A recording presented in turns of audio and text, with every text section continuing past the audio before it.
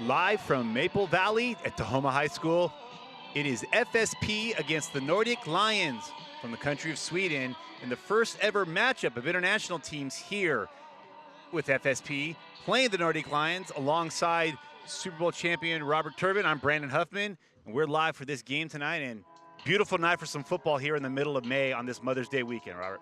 Yeah, it doesn't get much better than sunshine in the state of Washington. You get all that rain and boom, the sun shines and you get all this green and perfect weather for a football game tonight. Excited to see, obviously, what FSP has in store.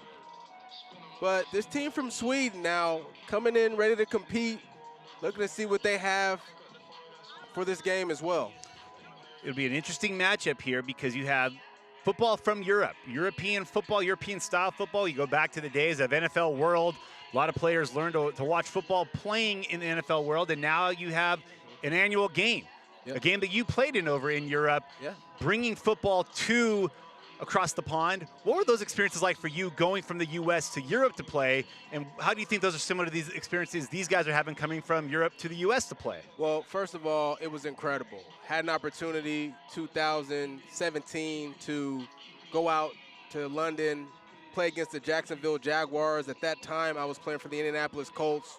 What an experience to be able to go out there and just, you know, just experience the energy and the excitement around the game of football as the game of football continues to expand, you know, across the world. And then, you know, having the opportunity just 2 seasons ago, Seattle Seahawks, they go to Germany, they play the Tampa Bay Buccaneers. I was doing the broadcast for that game.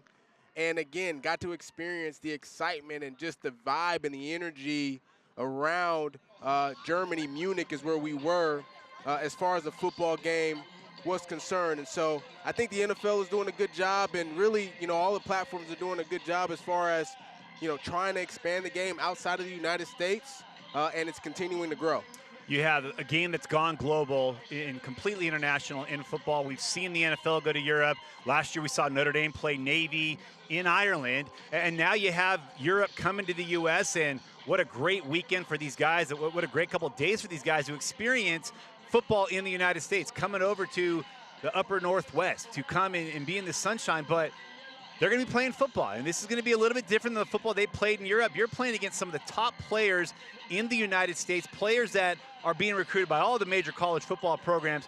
Who are some of the guys for FSP that you have your eye on today? Well, first of all, I want to give a big shout out to Tracy Ford, obviously, you know, founder, CEO of FSP, just putting this together. I mean, you want to talk about a program that is highlighting these young you know, these young athletes, these kids in high school. There's a couple of 8th graders on this team for FSP. And then you get a team all the way from Sweden to, you know, fly out, come to the Pacific Northwest, you know, highlight the game of football, but also highlight the kids that are participating. So I'm really excited about it. Look, all of these guys are going to have opportunities.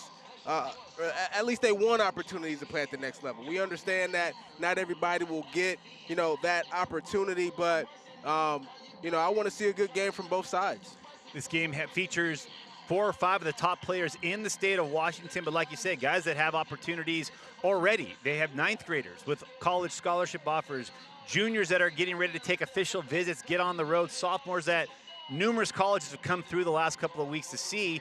And because there's college coaches tuning in to watch this game around the United States, that also gives an opportunity to the Nordic Lions to make an impression. Absolutely. It's hard. I mean, you know this coming from California, where if you didn't play in the Trinity League, if you didn't play in Southern California, it was a little bit more difficult to get attention from college coaches. Now you take guys that are coming from another country, they're probably not on the radar for college coaches, so this brings them an opportunity to get seen by those coaches, especially when you're going up against elite players like FSP has. Yeah, it really does. I mean, listen, even though the game is expanding around the world, you know, the cream of the crop is the NFL, and, you know, being able to play in the NCAA at the collegiate level also. And so, you know, there's football in Europe. You know, I've had friends that I played college ball with that had incredible careers in the CFL, in the Canadian Football League, but at the same time want to be able to have those same opportunities to play pro sports in the NFL here in America.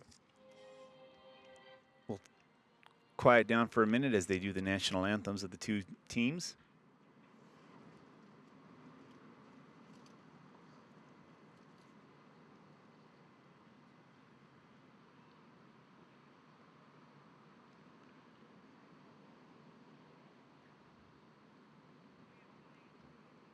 As we wait for the technical difficulties to get dealt with on the national anthem side, looking at the Nordic Lions, what I thought was cool was they came out and they're all wearing their gold jerseys, their blue pants, but they have the helmets for their local club teams, their local high school teams. It kind of reminds me of the old school Pro Bowl days where they'd have the matching uniforms, but then the helmets of their team.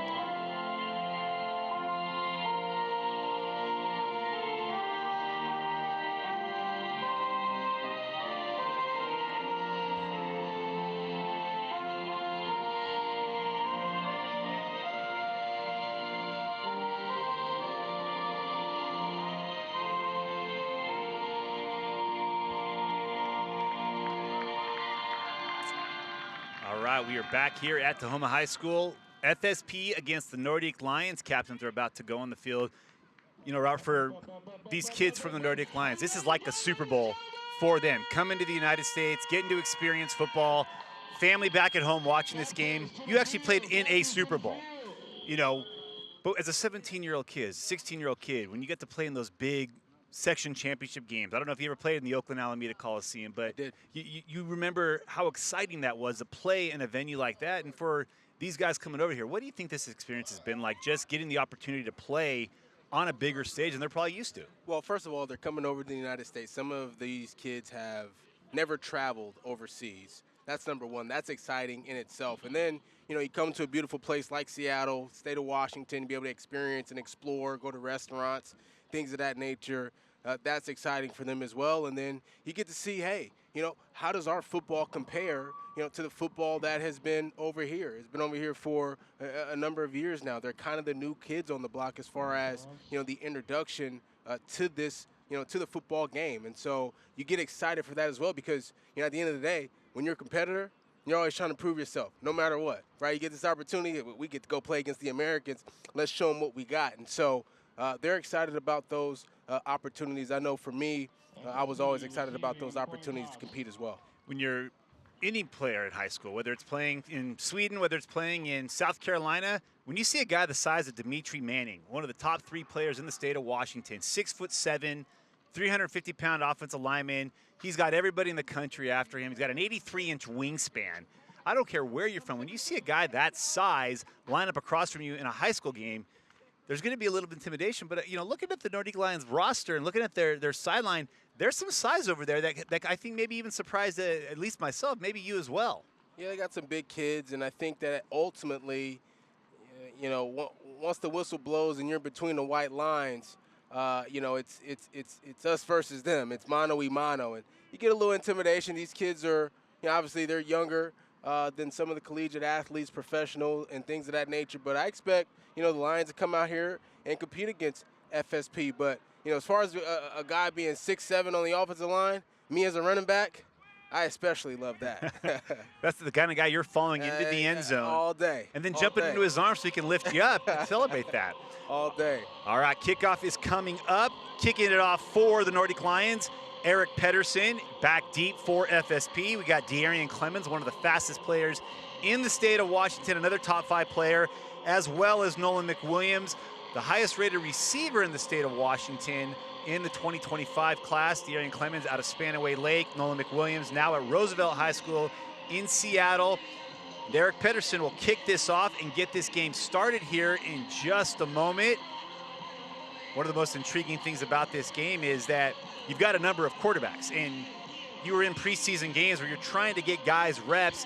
Sometimes it messes up with the chemistry a little bit, but how do you try to manage that as an offensive coordinator, as a play caller, trying to make sure these guys feel comfortable when it's their moment? Maybe they have to wait a few series to get in. How are you managing that as a play caller? Well, you understand, listen, it's a team game. You get every guy, you get guys to buy in to, what the plan is going into the game. I think the most important thing you can do as an offensive coordinator is be communicative to your players so they understand what their role is and what the plan is heading into a game. Get this thing started. Pedersen's kick is underway. Fielded by Clemens about the 15-yard line. He takes it back, cuts up to the left side, gets a key block. He is at midfield. He is taken down right at midfield. So FSP will get great field position to get this game started.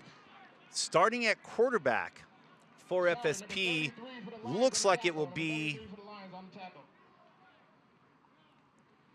number 12, Colton Matson, Yes, number 12, Colton Matson, the reigning Gatorade State Player of the Year in the state of Washington. He's led Lake Stevens to the last 2 state championships. He's been FSP's primary quarterback during the 7-on-7 circuit. But Colton Matson, the number 1 quarterback in the state of Washington, who the last time he played in a high school football game, he was winning a state championship. He will start out in the shotgun here at midfield for FSP. That's kind of one of the things that I'm looking for here. A guy of that stature who's had so much success as a young player. How will the Lions from Sweden be able to respond to something like that? Matson drop back to pass, gets a little bit of pressure off the right side, waits in the pocket, finds a receiver. He has number 11, Chris Norris, who, interestingly enough, when those two teams in the state championship game, Colton Matson beat Chris Norris's team. Now they're teammates. They got to put those high school rivalries aside and play for FSP, but you see him pick up that pressure, not panic, look downfield, and get the completion. Here's the thing that I'm mostly looking for in this ball game, the athleticism and speed. We see the size is somewhat similar now on both sides, but does the speed and athleticism match for both teams? Matson back in the shotgun. Quick pass, incomplete. Incompletion. He's got Nehemiah Washington, an intriguing player out of Decatur High School in Federal Way, lining up in the backfield. You just look at the size of the offensive line here for FSP. Again, we mentioned Manning earlier, one of the biggest players in the United States in terms of one of the biggest recruits in the state, but also physically just a gigantic person. His head sticks out over everybody, but there's some size. You got Noah Flores, who's a tight end. He's split out wide at receiver. So there's some big bodies at the skill positions here for FSP as well. Well, there's 2 things that you're looking at when you're looking at a big right tackle like that in Dimitri Manning. Can he move? How's his kick step looking to pass protection? Is he physical at the point of attack? How his hand placement and things of that nature are things that scouts are looking at all the time. Matson finds Nolan McWilliams in the middle for a screen pass, and he takes it in for a touchdown. A minute into the game, and FSP is on the board on a quick little toss from Colton Matson to Nolan McWilliams. The key to that play right there was the 2 wide receivers out wide, being able to block the corner and the nickel back there, really opening the lane for the touchdown. Nice, quick pitch and catch, easy score. Very quick, efficient drive. 4 plays, 3 completions, 1 touchdown. In here for the extra point is FSP's kicker Scott Bremen out of West Seattle.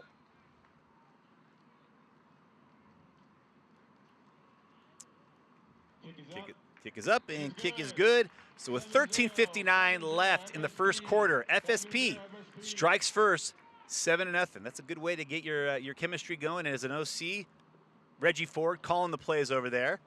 I'm sure he liked what he saw there in those first 4 plays. Yeah, he did. You know, that first down play really kind of set the tone for this drive because, you know, the Lions there had some pressure off of the edge. I believe it was number 54, Mans Sanglert, defensive lineman for the Lions, came off the edge.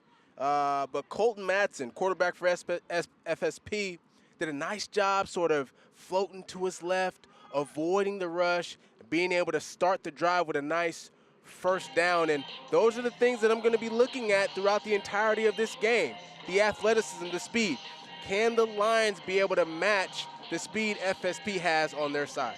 Matson started 3 straight state championship games. He's won 2 of them. He knows pressure with the brightest lights on him. The last time he played in the game was in Husky Stadium for the state title. So a little pressure won't really rattle him. He's got the athleticism to get out of the pocket, keep those eyes downfield. We saw it there on that first down play, like you said. They get the touchdown. Now back deep for the Nordic Lions. Number 12, Daniel Skoog, and number 13, Gustav Claesson. Scott Bremen is here to kick it off.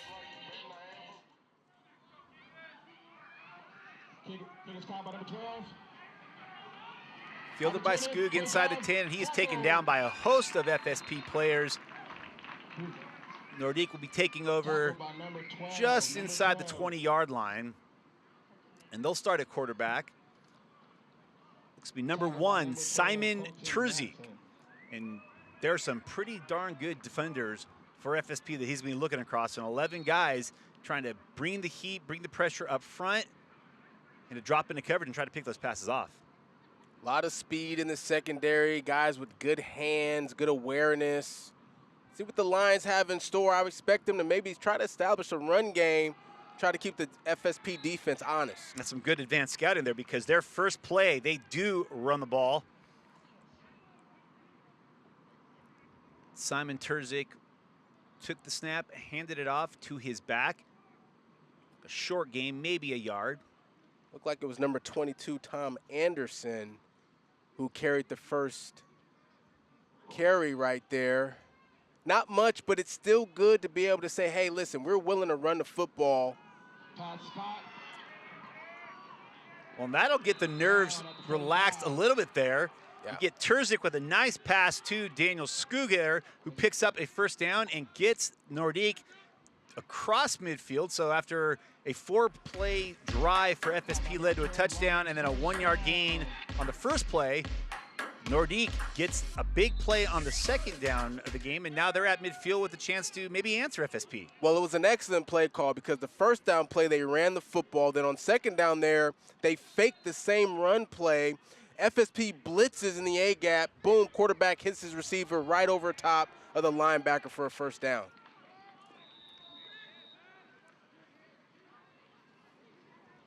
Terzik keeps that on himself, does a good job with kind of confusing the FSP defense. Fakes the handoff on the zone read there. FSP's defenders take down the back, but he has the ball, picks up maybe 2 yards there. Well, you see how the American game is adapting to Europe because that second down play was an RPO run pass option where the quarterback has the option to hand the ball off to his running back, pull it, or throw. On that last play there, he decided to keep it himself on a read zone, working those reads. Terzik steps back into the pocket, takes a little bit of pressure. He's going to tuck it. Nope, he's going to take it off, throws it out of bounds. But a good job there again, sensing the pressure, rolling out of the pocket, kind of extending the play, just didn't have anybody downfield to get the ball to, and wisely threw the ball out of bounds. Yeah, Simon Terzik that time, showing some athleticism to be able to get out of the pocket, roll to his right, and then showed the awareness, right? Didn't have a wide receiver open downfield. Decides to throw it out of bounds, live for the next down. 3rd and 8 here, Terzek in the shotgun. FSP looking like they're going to bring the pressure here. Terzak finds his receiver, had an open receiver, but just puts it past his hands. Ball's intended for number 80. Zinedine Eady brings up a 4th and 8. Now you're at midfield. I would go for it here. That's exactly what I was going to ask. You know, you're coming overseas. It's a big challenge to play against a team like FSP. You want to win the game. You don't have anything to lose necessarily. You're at midfield. I'd go for it, but it looks like they're going to play the field position game here. Well, we know soccer is huge in Europe, so I'm expecting some big booming kicks here from their punter and their kickers. Got Nolan McWilliams, who scored that touchdown earlier, back deep to field the punt. End over end punt. Oh, that looks like a hit an FSP player. That's a fumble, yeah. McWilliams wisely picks that up at about the 12, gets out to, looks like around the 30-yard line, so a heads-up play there. He noticed that deflection came off his own teammate, picked the ball up and got about 15, 18 yards out of that. So FSP will start here with 11:44 left in the first quarter. Colton Matson back in at quarterback for their second drive, but, you know, again, picking up a first down, sensing some pressure, some zone reads. Nordic looks like they're ready for this game. Obviously didn't get much more after that first down play, but showing some signs of life there on their first off of the series. I would say it's a confidence builder for them heading into the next series. You've been able to get a first down. It shows that you can move the ball down the field. But it's this side of the football now. Their defense, all right, for the Nordic Lions, got to be able to try to knock the confidence off, make FSP uncomfortable offensively. Let's see if they bring some pressure. That's it in the quarterback. He gives that ball off to Nehemiah Washington. Picks up a first down out to the 50-yard line. He's a player that I'm very intrigued by this spring. I know he's had quite a few coaches come through Decatur High School. Not a school that gets a lot of attention when you're overshadowed by Federal Way High School, which has had a number of players go on to play at the collegiate and NFL level. But he's had a great spring. I know that Tracy Ford has been really high on him during these spring practices. And this is the kind of game that a guy like him, who doesn't have a lot of recruiting attention, could get on the map with a couple of big carries. And you see there about a 12-yard carry to pick up the first down for FSP. Well, he did a nice job that time, not second-guessing. Found a lane, got downhill, was able to get a first down. Matson hands that off to McWilliams. McWilliams takes the ball upfield, and he is going to be in the end zone for the second time tonight. But that ball looks like it's going to be coming back. There's a flag down the field at about the 35-yard line.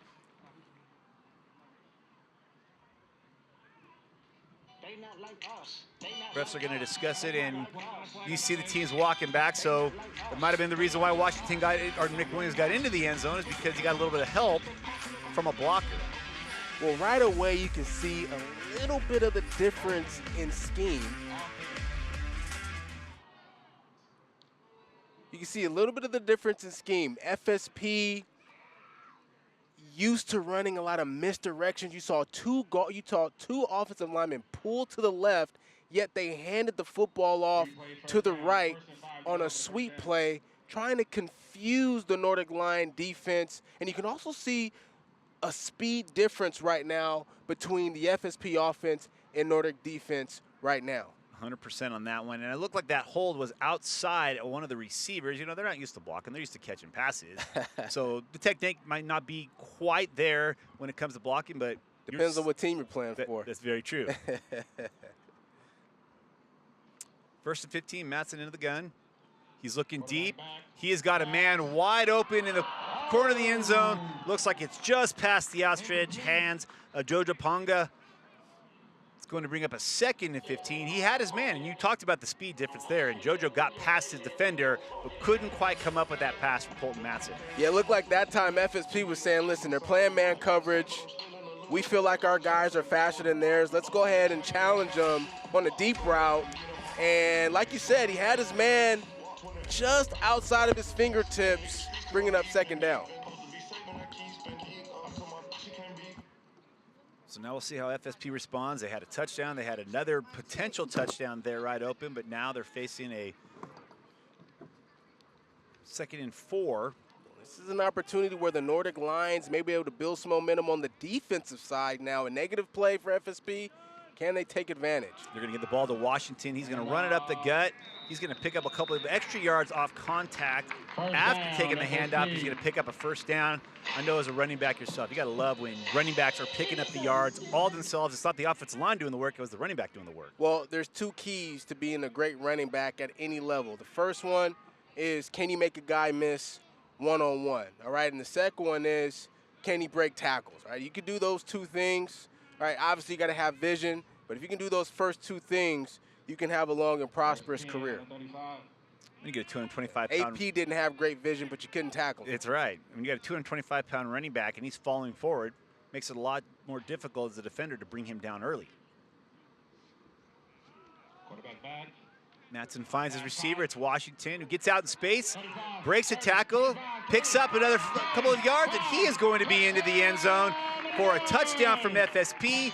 The second touchdown pass of the night for Colton Matson. The first touchdown reception, and again, Robert, a running back, making that play, extending the play, making that man miss, gets into the end zone. Well, listen, I don't want to take anything away from Nehemiah Washington. He's made an incredible play there to be able to get into the end zone. But, you know, that was all about the defense there, all right, for the Nordic Lions. The corner had Nehemiah couldn't even see him coming in for the tackle, all right? Good form tackling, would have made that play in the backfield. Not something you want to see if you're a coach for the Nordic Lions. Got to be able to come up and make that play for a short gain. It's a little bit of the elusiveness there of Washington. 6'1", 217 pounds officially. After he got off that tackle, showed a little bit of burst, getting up the left sideline, the FSP sideline into the end zone. Scott Bremen's PAT is good with 9:56 left in the first quarter. It's 14-0 FSP.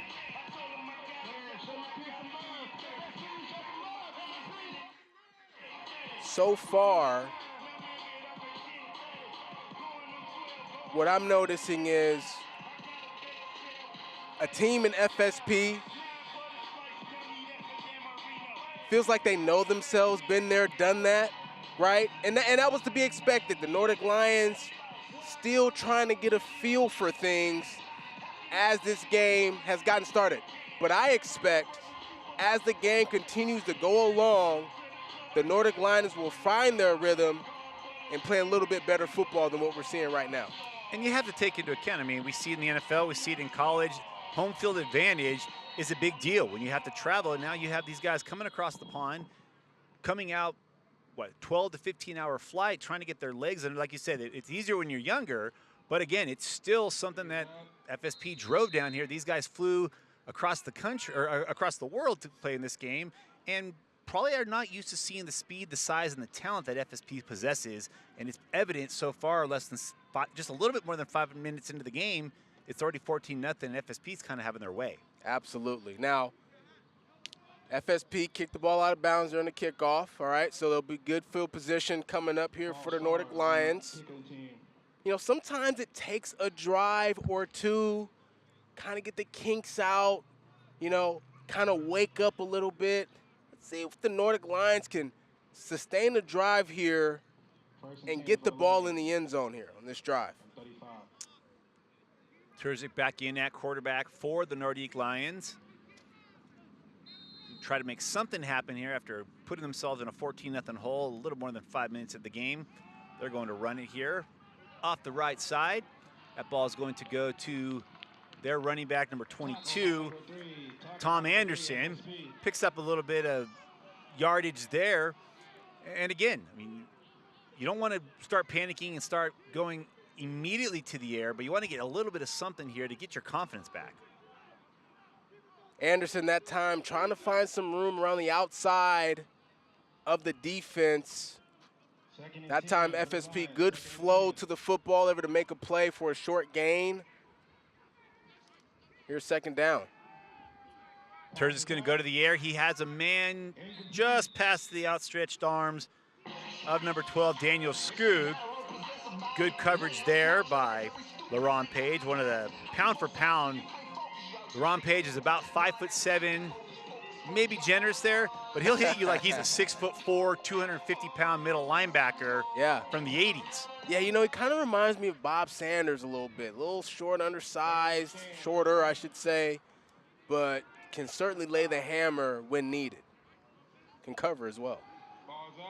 Turzik's quick pass is incomplete. Not able to be reeled in there by number 13, Gustav Claesson. And that's going to bring up a 4th and 10. And when you're facing the defense that's as fast and strong as this, nothing's working offensively on that drive. This is probably more likely to be a punt rather than go for it. Maybe they should have gone for it at midfield earlier, but now this brings up a certain punting situation. Well, what you're seeing right now, at least from a schematical standpoint, not much movement. FSP's defense doesn't have to guess much about what they want to do on offense. Pedersen's punt to Cassidy Bolong Banks is fielded about the 25, and he is going up the right sideline. He stutter steps, has Pedersen, and he is going to get into the end zone. A 75-yard punt return there for Cassidy Bolong Banks. And with 8:50 left, FSP is already up 20-0. Nice return, nice vision, nice speed, nice score for FSP. Well, that time, the Nordic Lions just didn't have great edge contain to keep Cassidy Bolong Banks from getting to the outside. And again, FSP showcasing the speed that they have, the speed advantage, I should say, that they have over the Nordic Lions. Score gets out to 20-0, and right now, probably the busiest player on the field tonight for FSP, as we predicted before the game, is the kicker, Scott Bremen. About to kick his 3rd PAT. He's already kicked it off twice. Trying to extend this lead from 20-0 to 21-0. The kick is up, and plenty of pressure, but he gets it across to make it 21-0 FSP over the Nordic Lions with 8:50 left in the first quarter. 2 offensive series for FSP, 1 great special teams play. It's a little bit more than 6 minutes into the game, but your impressions so far? Well, it goes to show the talent level FSP has and why these guys are such in high regard as far as, you know, scouts and being recruited is concerned. These guys are used to playing at the highest levels, probably in comparison to the Nordic Lions, and that's no knock on them. But nonetheless, a great opportunity to continue to expose your skill set as an individual player, but an opportunity to expose your skill set as far as being on the team as well. And I got to imagine they didn't come halfway across the globe for a game like this, but don't think you're going to see any quit in these guys. They want to go out here and still make an impression. There's video that's going to be, there's a streaming broadcast right now. There's video that's going to be disseminated to college coaches. This is an opportunity to make some plays. After kicking it out of bounds on the previous kickoff, this time Bremen kicks it out of the back of the end zone. So Nordic will take over, trailing 21-0 with 8:46 left in the first quarter. Well, I think this is now a time for the Nordic Lions. Listen, you don't want to completely abandon the run game. I mean, we're still in the first quarter. You're down 21. It feels like this game might be getting away from you a little bit, though. I think this is an opportunity to try to spread the defense out. If you're the Nordic Lions, try to spread the FSP defense out and really allow your quarterback, Simon Turzik, to become a playmaker for you. Try to throw the ball and get some things going down the field. And, hey, if it's not there, perhaps Simon can then utilize his feet to be able to make some plays to try to get this offense going. They need something to invigorate a little bit of life into this offense. It looked like after the second play that they were game, but Turzik's pass gets the ball to his tight end, number 14, Ludwig Vidmark there. Picks up a couple of yards.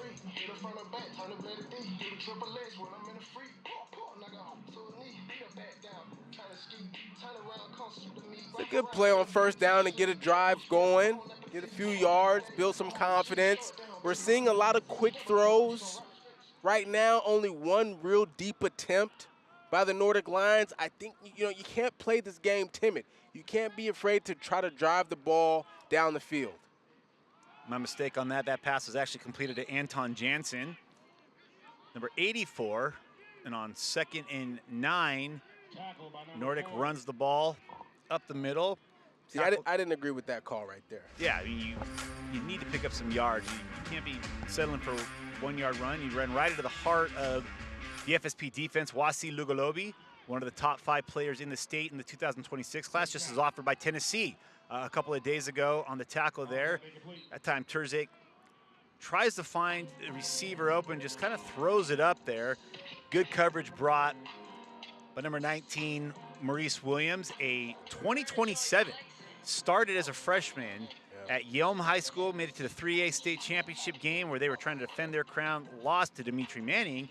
Maurice Williams starting as a freshman and just got another offer this week. Oregon State offered, so very young team with FSP, a lot of young talent here that we're gonna be talking about for the next 2-3 years. And it's so amazing to see how it's continued to grow here in the Pacific Northwest each and every year. That's why I started the broadcast, you know, giving a shout out to Tracy Ford, building, you know, just the attention of football and these athletes here in the Pacific Northwest.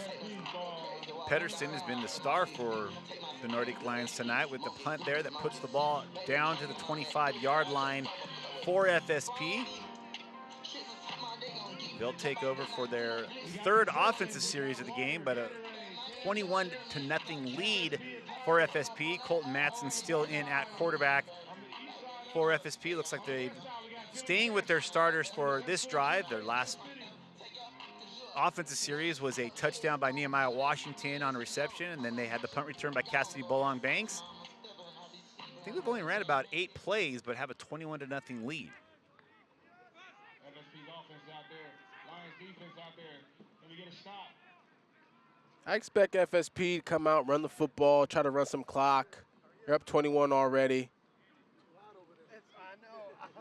Ball's out quick, number 10. Running.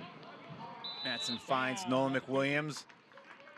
Picks up about 15 yards there. We'll get a first down.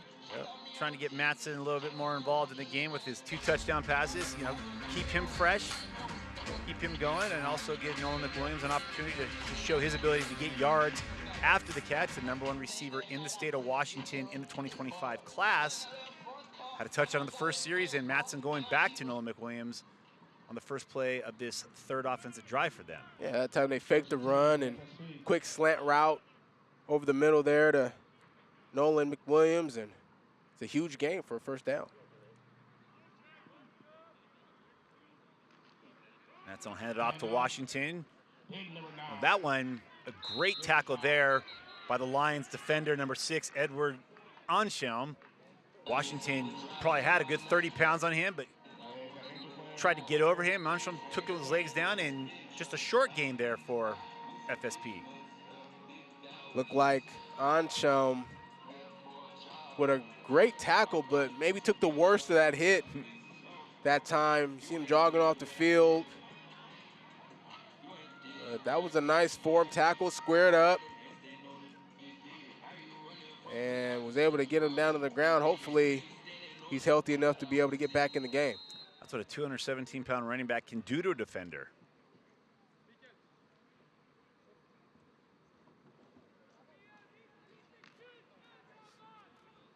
Second and 4 for FSP. 2nd and 4 for FSP. A little bit more than 6 minutes remaining here in the first quarter. Matson in at quarterback. Behind him at running back, Dion Van out of Roosevelt High School, teammates with Nolan McWilliams. Matson takes the snap, gives it to Van for his first touch of the game. Oh, nope. Looks like everybody got faked out. Matson finds Noah Flores there on a great RPO there. Finds Flores for the first down. We mentioned earlier when he threw the ball to Chris Norris, Noah Flores was on that Graham Kapowski team that lost to Colton Matson in the state championship game. You know, interestingly enough, the only state championship game that Colton Matson has ever lost was as a freshman, and that was to Graham Kapowski, and then he got revenge 2 years later in the state championship game. And again, now these guys are playing on the same team. You played in high school all-star games, you know, college games. you're playing against these guys in the year. You're playing for the biggest stakes. What's it like playing in an all-star game setting with guys that you were trying to hurt all season, and now your teammates in a game like this? Well, it's the first opportunity to really sort of grow respect, you know, for a nemesis, for lack of a better way to describe it. Well, Van takes the handoff. He runs inside, cuts it out to the left side. He is up and into the end zone for a touchdown. A late flag is thrown after the touchdown is scored. We'll see what the play is, if it's going to be after the play, if it's an unsportsmanlike, or if it's going to bring that play back.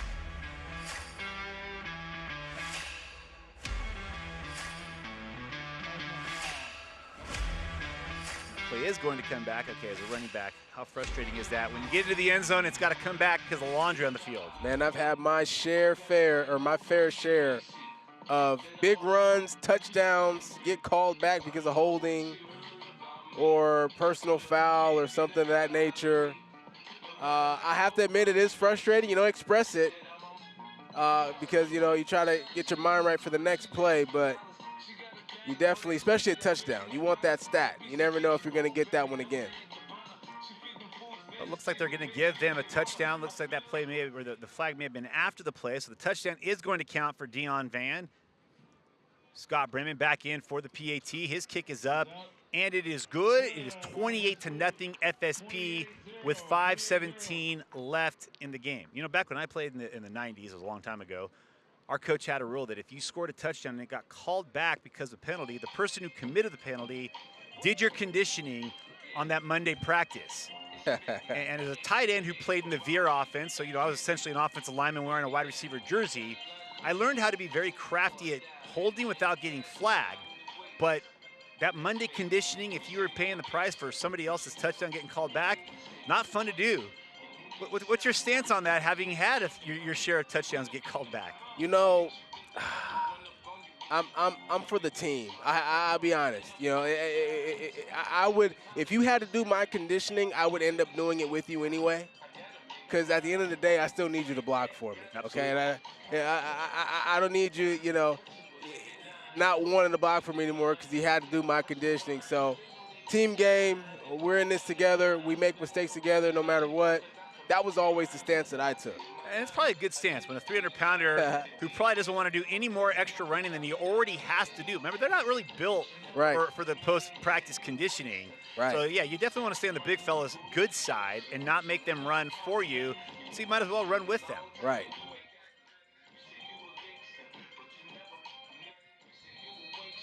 Bremen might need some icy hot for his leg. Been using it quite a bit here in the early going of the game. 4 PATs, about to kick off for the 4th time.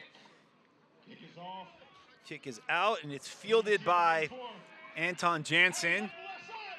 Takes it up the left side, and he's taken down by a host of defenders for FSP. A flag deep in the back. Looks like a couple flags were down on there, but I think that there's no targeting in this game, but there might be some helmet-to-helmet contact that drew the flag there. Looks like one of the special teamers for FSP kind of launched himself. I think 18 there grabbed the face mask of the Nordic Lions returner, Elias Tulifua, safety. Grabbed the face mask there, the returner, and that was the penalty. Oh yeah, definitely some face mask on that. It's not quite a launch, so it is the face mask that gets flagged. Good call and good pickup on that. But this will give the Lions some good field position here, just inside the 50-yard line. New quarterback in for the Lions here, number 17, Sondre Christensen Lundy, in at quarterback, and his first pass attempt goes to Daniel Skoog, who picks up what looks to be about 8 yards there. So after a couple of frustrating offensive drives, they make a quarterback change, and the first pass picks up some positive yards, 8 yards there. Quarterback's back, scrambling. This is what they need right here. Some playmaking from the quarterback position. great pickup there, understanding the pocket collapse, gets out to the outside, sees where he needs to get the distance to pick up that first down. Their second first down of the game, but their first since the first series of the game. And, you know, they bring in Christensen London immediately sparking some life. Well, you immediately see the athleticism difference as well, the speed differential, you know, between him and Simon Terzic, able to get out of the backfield right there, recognizing the pocket is collapsing, making some plays with his feet, and converting for a first down. Christensen Lund takes the handoff there. He gets hit. That ball pops out. I think he jumps back on it. It was right there for the taking for FSP's defense to get on there. But Christensen Lund very alertly realizes that ball's on the ground, jumps back on it to avoid another potential disaster. It's going to move them back a couple of yards, their first time crossing midfield today. Brings up about a 2nd and 12 with just over 4 minutes left here in the first quarter. But again, you mentioned, that's what they need. They need some energy in this offense, and you see his ability to extend plays is giving them a little bit of that. Well, that play was made by Tavion Smith getting into the backfield and making that fumble there. Quarterback scrambling. Tackle by number 33 for FSP. Tackle made that Tavion Smith. You just mentioned his name. One of the MVPs at the Polynesian Bowl Combine a couple of weeks ago down in Las Vegas, out of the famed Lakes High School, Reggie Williams. Reggie Williams is one of the greatest players to ever come from Washington, but I got to think that was a player that even down in California, you remember the greatness of Reggie Williams. No doubt about it. Ball's out again. Christian Lund's hit on a blitz, but it looks like it pops back into his hand. That's 2 fumble recoveries he's had, but twice he's lost the ball there. It's going to bring up a 4th and 13, but that pressure from the front 7 of FSP is wreaking havoc after those 2 pretty positive plays to start this drive. Yeah, they brought the 2 linebackers in the A-gap, and they did a decent job initially stepping up there and protecting, but too much speed by FSP getting the sack. On 4th and 13, the Lions are going to go for it. Christensen Lund's got a man open, just past the outstretched hands of his receiver, Daniel Skoog. Would have been a first down. Had his man, just puts it past him, and now FSP will take over with a fresh set of downs and a 28-0 lead. Well, Daniel Skoog so far in this game has mostly been playing in the slot, and there's been a couple opportunities to be able to get him the ball. The first time there was a miscommunication, but there's been a couple times already, particularly on 3rd down, where they just missed him, similarly to that last play, right outside of his fingertips. Looks to be one of the playmakers of this offense. If they can get him going, perhaps this offense can find a way to get down the field and get a touchdown. We've got a new quarterback in here for FSP, Devin Forehand out of Kennedy Catholic in nearby Burien. Takes over. He's going to hand it off the first time to Nehemiah Washington in midfield. Washington's going to break 1 tackle, run over, and pick up the first down after barreling over a Lion defender, Christian Egeberg. But they bring in a new quarterback, and he's going to let the ball be ran by Nehemiah Washington there. Well, first of all, this kid, Nehemiah Washington, 6'1", okay, 217. Okay, I didn't even get to 217 pounds in college. This is a high school kid running away like this with that size. Certainly someone that's going to be difficult to bring down. The ball goes over the head of Forehand, but he fields that really well. He's going to pick up some yards. He's going to pick up a lot of yards. He's going to pick up a touchdown. That play may be coming back, though. There is a flag on the field, but an alert play by Devin Forehand. After the snap bounced up, he fielded that perfectly, took it in.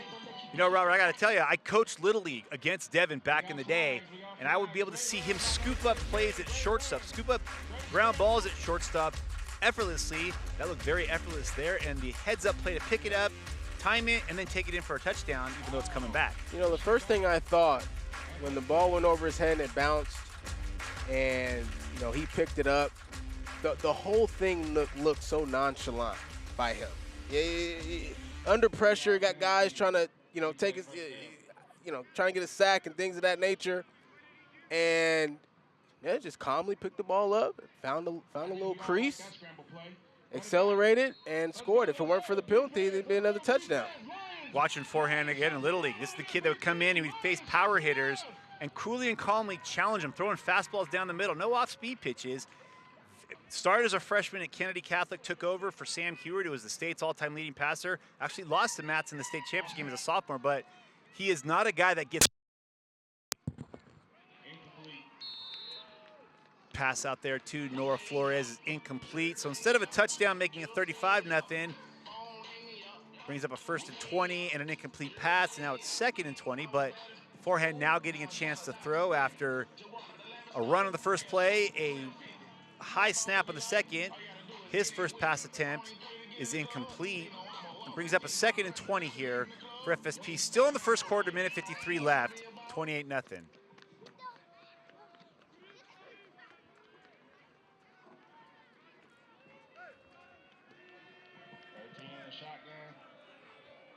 Forehand in the gun. 2nd and 20, he's gonna drop back. He has nowhere to go, no receivers open. A host of defenders for the Lions get back there, but it looks like it's going to be number 65, Melwin Scone, and number 54, Mans Salgert, in on the sack there.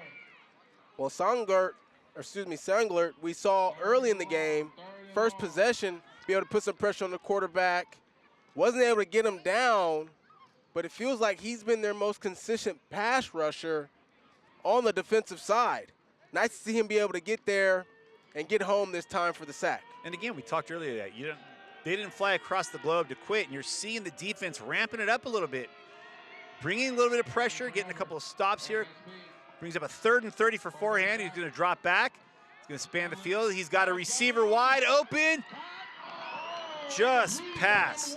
Jojo Ponga, his teammate at Kennedy Catholic. There's some chemistry there, but forehand a little too much on that. Ponga can't bring it up. And now FSP is going to be brought into a punt situation for the first time. Good little rally defensively there for the Lions. Well, yeah, if you're the Nordic Lions, I mean, that has to be a confidence booster for you right there. You get a stop, obviously, you know, it came off a penalty, but still, there's been other drives where there's been penalties, and you haven't been able to capitalize on those opportunities. This drive, you're able to capitalize that on that opportunity. You got something going a little bit on the last drive offensively. Let's see if they can build off that momentum. Almost blocked that time. Almost blocked, barely gets that punt off. Scott Bremen, Nordic's gonna get some decent field position here, but gonna get it running into the kicker. Penalty, won't result in the first down, but looks like a legal formation by FSP. Penalties declined. We saw some positivity on the last offensive drive for the Lions with Sondre Christensen-Lundy in at quarterback. Let's see what he could do on his second series. Got his feet wet, picked up a 1st down on the second play, had a completion on the first play, so sparking some life, but they need to get a little bit more life and get onto the scoreboard here. Well, here's the thing. There's 2 things I'm recognizing now for the Nordic Lions offense. Number 1, they got to be able to protect the quarterback. Number 2, keep the defense honest with this run game or some quick passes like the one we just saw. Quick pass there. Christensen Lund gets the ball out, but Anton Jansen does not get his head around in time. That ball goes over his head, so it's going to bring him a 2nd and 10. I'd like to see Nordic. So what FSP has done when they bring the blitz, they're bringing a lot of that pressure from the inside. I'd like to see Nordic counter that with some edge runs on the outside, maybe a toss sweep, maybe a fly sweep. See if you can attack the edges of this FSP defense. 45 seconds left in the first quarter. Less than a minute left in the first quarter. Christensen Lund is going to keep it himself, pick up a couple of yards off the edge. Number of flags on the field. I don't know if we're gonna have a face mask in there. He went down. A couple of refs threw the flag on that. Unnecessary roughness, I think we're gonna get here. Number 4.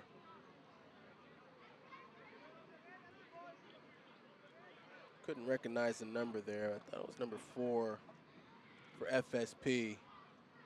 A little extracurricular activity after the tackle. Those JOPs, the jump on the pile, sometimes can cost your team. 28-0 game, maybe not as big of a damage, but it's something that coaches are definitely going to bring up. So that's going to give the Lions good field position. They're going to take over with a first down at the FSP 43. And again, not many trips to the FSP side of the field, but there's their chance right now. Toss there goes to 84 Anton Jansen, but he's brought down for a loss. Yeah. I mean, there was an edge opportunity right there. They tried to attack the edge, but not blocked up well, and you could see it coming from a mile away. They didn't really disguise it all that well that time. Nice job by the FSP defense being able to jump on that and get a tackle for loss. That's going to bring us to the end of the first quarter. A dominating performance offensively and on special teams for FSP. 28-0 FSP over the Nordic Lions as we head to the second quarter. First quarter impressions. Well, we've talked about the speed differential. You can notice that. I think that there's some physicality differences there, but you know, I thought the Nordic line did some good things, and I think there are things that they can build upon confidence-wise in the second quarter. Takes the break. Looks like we're going to take a break here. One quarter underway, 28-0 FSP over the Nordic Lions. We'll be back in a moment.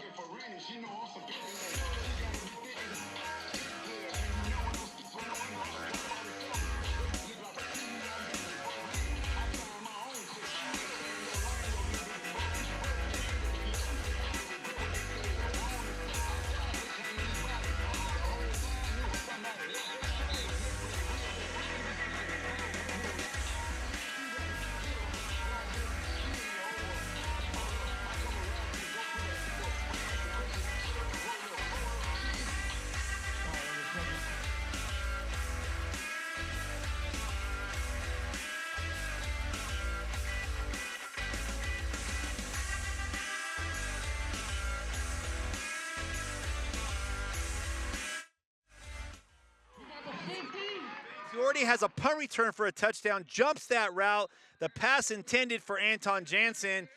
Boeing Banks jumps up, snags that out of the air. And after some good field position, at least by this game standards for the Lions, FSP gets the takeaway here. They're going to take over on the Lions side of the field with a 28-0 lead. You know, what you saw that time was Christensen Lunde really stared down his wide receiver. You know, pretty understandable that Anton Jansen, number 84, that's their #1 target. Stared him down the entire time, and, you know, just an easy read for the defense. Just read the quarterback's eyes, jumped the football, and was able to pick it off. Forehand back in at quarterback, his second series of the game. He's got Van off to his right side. He's going to get a quick pass out there to number 10, Nolan McWilliams, who's already got a touchdown in this game. Former teammate of Forehand when they were at Kennedy Catholic, now McWilliams at Roosevelt High School. But again, when you're in a game like this, you got multiple quarterbacks you want to get reps to. You don't necessarily want to sit on in. I know as a running back, you'd like to run some clock, but you also want to give these quarterbacks and receivers the opportunity to get some plays. So FSP just going some quick hits rather than going deep there, and Forehand gets his first completion of the game, picks up 8 yards. Yeah, when you're getting the ball out quick to these guys, you know, these receivers, these running backs, is an opportunity for them to really not only showcase their speed, but their playmaking ability, making guys miss, turning nothing into something in those scenarios. Gonna get a play or a penalty here. Actually, no, they're going to say it's a timeout for FSP. Second two, looked like there's a little bit of confusion coming out of the huddle there. But so far, this has been a dominating effort by FSP, 28-0, with 13:50 left in the second quarter. But the weather is absolutely picturesque tonight. It's gorgeous. It's gorgeous out here. Nice breeze. It's warm, and this is perfect football weather. And not something you see very often, football weather being this warm during football season in Seattle. I know those September games were always nice and wonderful. You don't see games in May. That is very We're true. in May. We're in May, and we're in a full-blown football game right now. It's incredible, what FSP has been able to establish over the last few years as far as creating this platform for these kids now, not only just in the U.S., but overseas, to be able to get that notoriety. Well, the spring season was brought out because of COVID in 2020, wiping out the fall season. Washington played games in March and April in that spring, but when Tracy Ford decided to do the spring league that spring of 2021, it was innovative. It wasn't very common. You weren't seeing that around the country, and the momentum's carried. This is the 4th year he's had a spring league. They played air the first 2 years. They played a team from Texas in year 2. Last year they played Rebel Squad from Hawaii, but this year they've gone international. Like you said, he's not just giving opportunities to the kids in the state of Washington, the kids in the Northwest, giving those kids an opportunity from Europe to come over here and to play against some of the best players in the country, some of the best recruits. He's thinking big, and he's giving these kids a big opportunity. Yeah, he's thinking outside of the box. He's being innovative, and I mean, just think about the NBA, right? You got Wemby in the NBA right now, Jokic, and guys historically like Manu Ginobili, Tony Parker. The NBA's been international for a long time as far as the players coming into the league. And at some point, the NCAA, the NFL, they're going to be taking those similar routes as well. And it's games and leagues like this that are going to help inspire that in the future.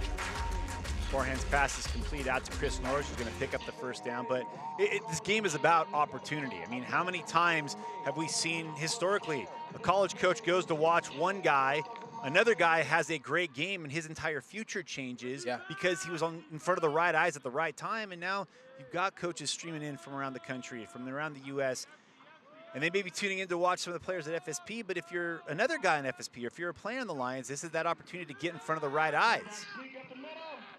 Forehand takes the snap up the middle. The quarterback keep is going to take him into the end zone, and the guy that his former coach at Kennedy Catholic calls Little Russell, in honor of Russell Wilson, gets into the end zone for a touchdown to make it 34-0 for FSP. And again, the busiest man in Maple Valley tonight.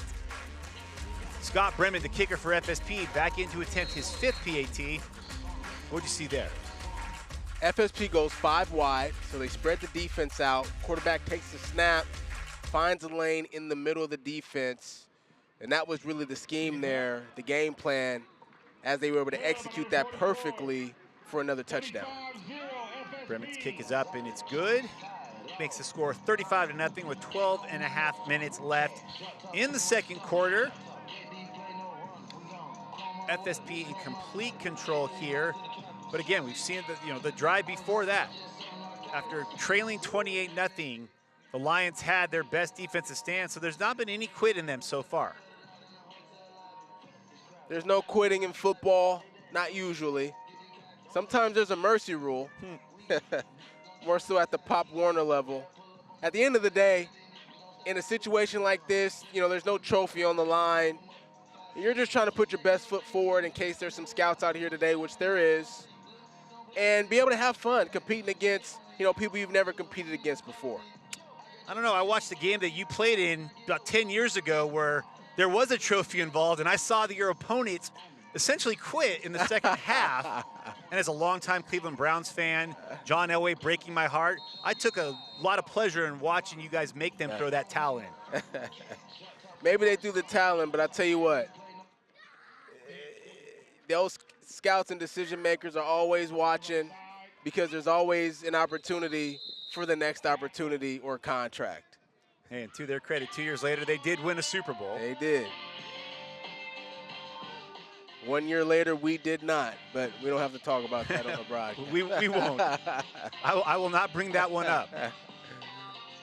You celebrate the victories. And they celebrate the victories, man, and you learn from the losses, I guess. Absolutely. I don't know how much I learned from that one, but You know, that was mostly just heartbreak.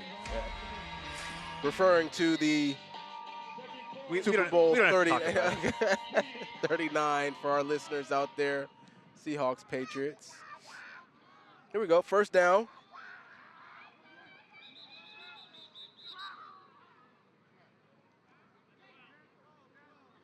You know, it's funny, we talk about the game and the expansion and how the game is so global. And you look at those Super Bowls and, you know, you have players from the key states. You know, Louisiana, Peyton Manning was in that game. You had guys like Malcolm Smith, who won an MVP from California, but you're a California player as well, but there was a kid from Washington who made some plays that set up that potential touchdown in Jermaine Kearse. And, you know, there have been a number of NFL players that have come through this state, and we may be watching some future guys here, but FSP has had their share of players in recent years. Another draft pick a couple weeks ago, Devin Culp, played for FSP.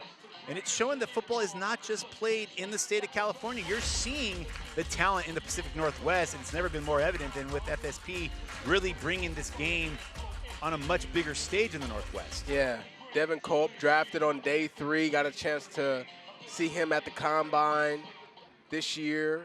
Got a chance to watch him in college, athletic tight end, big, but came out of this FSP program, and his program continuing to put out some great talent at the next level.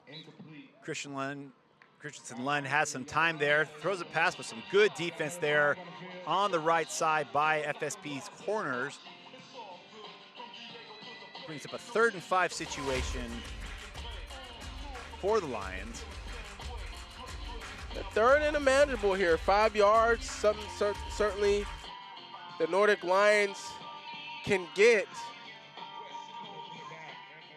I'd like to see them utilize their quarterback.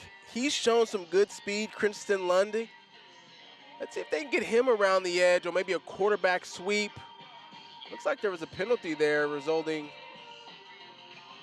in a first down. So here we are, first down for the Nordic Lions. They will take whatever help they can get to pick up some yards. Christensen Lund back in at quarterback. Ongen Marik in at running back. And that ball is going to be intercepted. There's that man again, Cassidy Bolong-Banks. He is going to get into the end zone for the 2nd time tonight. After a punt return, his 2nd interception. He returns this one to the end zone. 41-0 FSP with 11 minutes and 12 seconds left in the 2nd quarter. What a play, what a read by Bolong-Banks. Well, again, just telegraphed the throw. Stared down his receiver that time on the out route. And heads-up play there by Cassidy Bolong-Banks. Jumped it and was able to take it back for a pick 6. And, you know, one thing is evident in this game right now for sure. There's still a lot of things perhaps to learn overseas as far as the schematical part of the game is concerned. You're seeing a lot of sort of basic schemes, which is not a bad thing for the Nordic Lions, but that's what you're seeing right now. And FSP more advanced as far as what they've been able to see from a football schematical standpoint, able to read these plays and jump these plays and make the plays that we're seeing right now. And again, I mean, it's not like there's a lot of advanced scouting going on here. There's not a lot of film available to the Lions, so a lot of that is credited to the defensive staff of FSP, Darren Harris, Adam Jackson, and their ability to kind of see what Nordic was doing early on in the game and tell those defenders, hey, this is what you need to be watching for. And both of those interceptions by Bolong-Banks, like you said, Christensen Lund stared down his receiver. Both times the intended target was Anton Jansen, who's clearly become his go-to guy. But both times Bolong-Banks knew that pass was coming, was able to jump both those routes, this time getting into the end zone.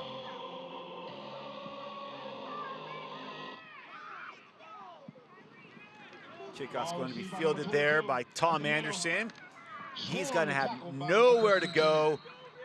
6 or 7 blue jerseys bring him down on the tackle. So after consecutive interceptions, Nordic will take over with 11 minutes left at about the 25-yard line, trailing 42-0. We still got a lot of time left in the 2nd quarter.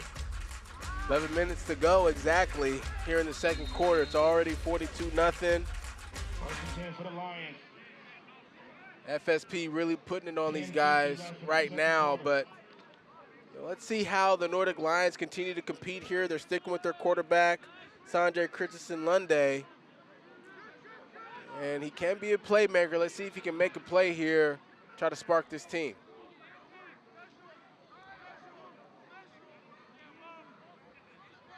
A little courtesy blindness there by the refs. Yeah, let him play.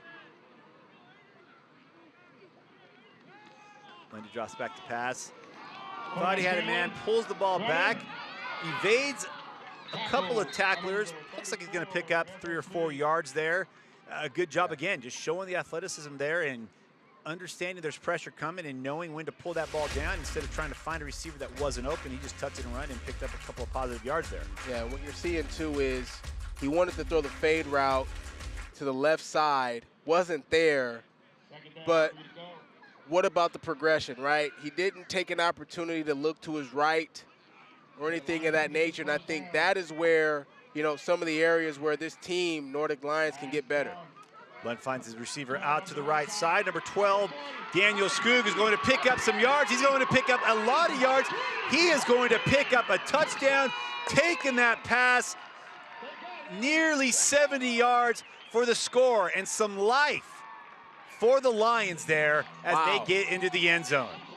This play was perfectly blocked by the Nordic Lions, and you want to talk about wide receivers not wanting to block. Well, the wide receivers for the Nordic Lions want to block because number 84, Anton Jansen, really is the key on this play, springing number 12 here, Daniel Skoog, for the touchdown, able to pin the defender inside, opening the outside lane there for Daniel Skoog to be able to find some green grass and get a score. Great execution by the Lions. You led to see the celebration there by the Lions on the sidelines as they were escorting him to the end zone, running down with them. You see their entire team, their support staff celebrating that, getting on the board. And what a way to bounce back. And then they go give the ball. The Wildcat, Tom Anderson, is going to run that in for the 2-point conversion. And it is now 42-8. Nordic with the long touchdown catch and run, and then the 2-point conversion on the Wildcat. And the offense, which has been knocking on the door of a positive play, finally gets that positive play. And you see the excitement on their sidelines after that score. They got on the board, which hasn't always been the case in these games. It's a great drive and a great confidence booster for the Nordic Lions. Good to see the excitement. Good to see the execution there. I know FSP is probably disappointed they wanted the goose egg. But you know what they say, anything can happen in sports. A lot of time, still 2 more quarters and the rest of this one to go. What if the Nordic Lions can get on a run? Let's see. Hey, I was at a game, covering a game a few years ago, Washington State, UCLA. Washington State was up 38 points in the 4th quarter, and UCLA came back and win. So anything is possible. They came back and won, down 38 in the 4th quarter. 38, I think it was 38 at the end of the 3rd, so not quite the 4th, but yes, after doing the same thing against Texas A&M a couple years before where they did trail by 38 in that game. So the comeback kids, do the Nordic Lions have a little bit of comeback in them?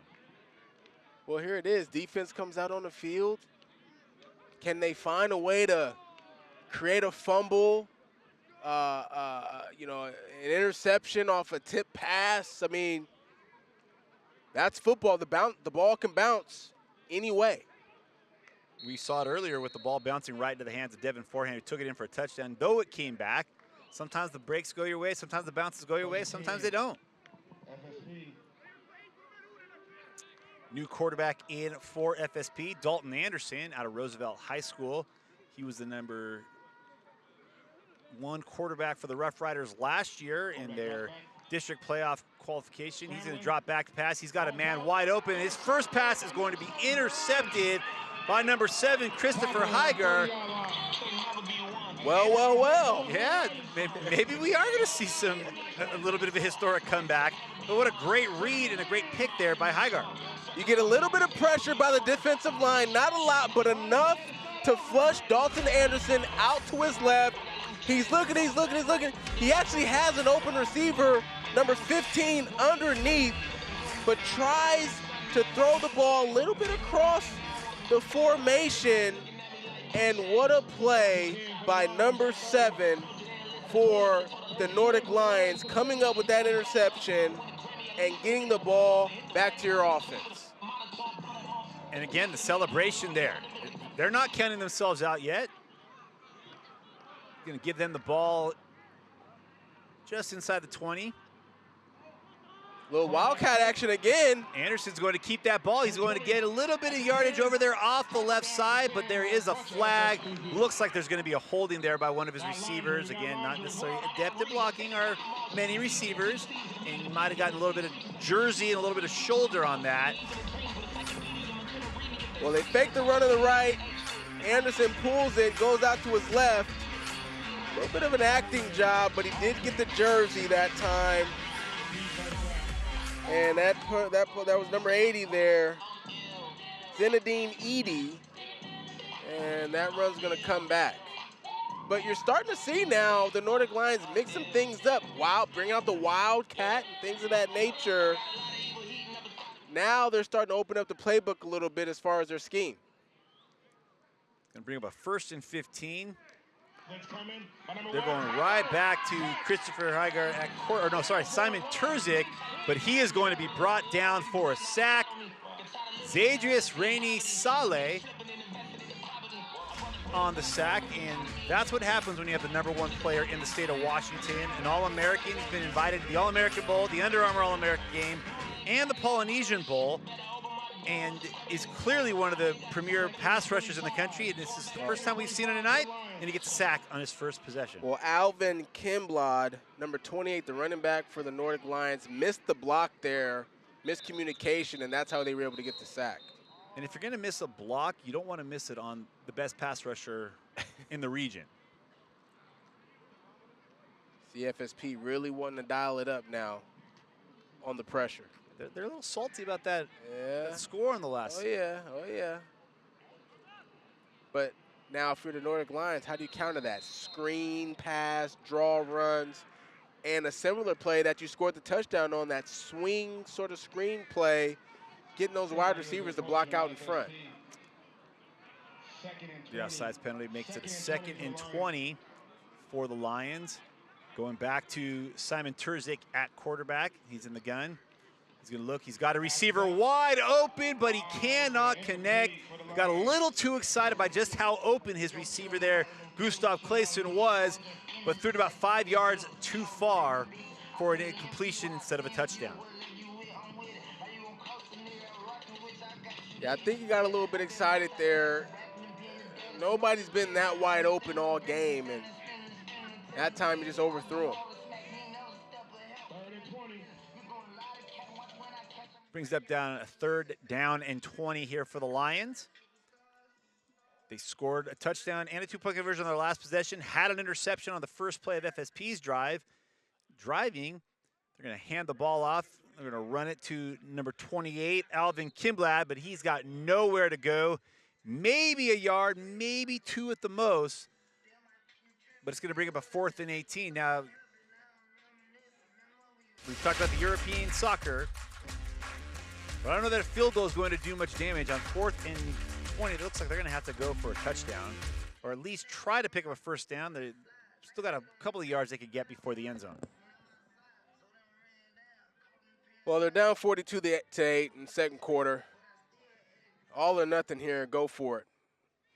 Terzic goes back to pass, and he's not going to have any time to get rid of the ball almost from the get-go. That pocket collapsed. He's going to go down. Number 4, Wasi Lugalobi with the sack, and it's going to be a turnover on down. So a good answer by FSP's defense after the 75-yard touchdown in the previous series.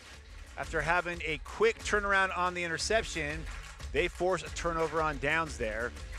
Maybe a little too early to go back to Terzic. Yeah, especially with the I sign of agree. life that you were seeing with Christensen Lundy. You know, Terzic, to me, felt like he second-guessing himself a little bit. You saw the overthrow on the touchdown. Not playing with a lot of poise right now. He had an open receiver on that last play across the middle. And, you know, kind of felt like a little bit unsure of himself, maybe a little panic. And just didn't let the ball go that time and took a sack. So Anderson's going to get his second drive of the game, trying to get that first pass that he threw for an interception out of his mind. In the shotgun, he's going to hand it off to Van, his teammate at Roosevelt. Van's going to pick up some yards. He's going to pick up a lot of yards, and he is off to the races. First play, touchdown run, Dion Van. There is a flag at midfield, and it's going to come back because of a hold. That's the third touchdown tonight we've seen come back because of a penalty. And another holding penalty at the line of scrimmage. It's going to keep FSP out of the end zone. And we've seen a couple of these penalties for the Nordic Lions. Well, I should say we've seen a couple of these penalties against FSP where the Nordic Lions have been able to take advantage of those penalties and capitalize on those opportunities. Let's see if they can do it again here.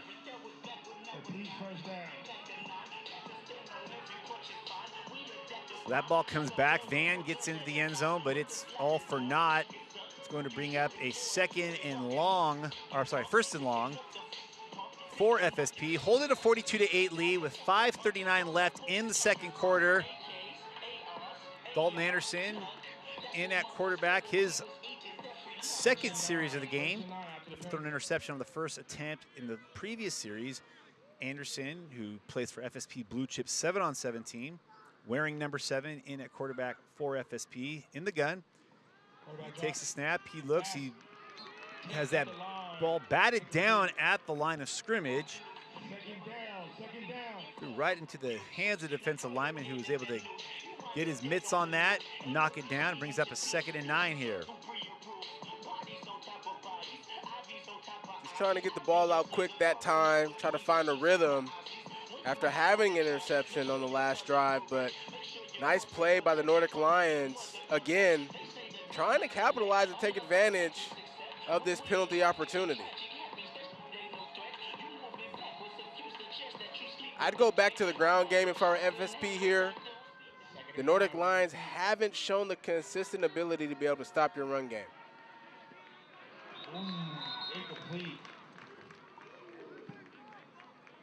Anderson's pass intended for number 16, Andre Watson, is going to be an incompletion. Brings up a 3rd and 9 situation for FSP. Just past midfield. 2 plays ago, Dion Van broke off a 60-yard run or so for a touchdown, but it brought back because of a holding penalty. The 3rd touchdown tonight for FSP negated by a penalty. And now FSP can't seem to respond with a couple of incompletions here.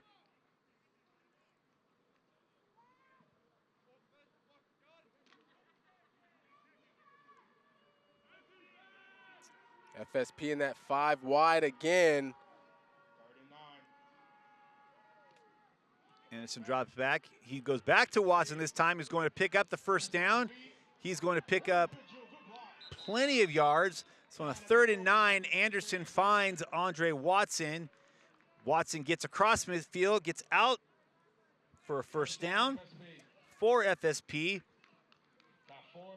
So after an interception and 2 incompletions, Anderson picks up the first down there, gets a positive play there, and with 4:40 in the second quarter, FSP's driving at about the 40-yard line of the Nordic Lions.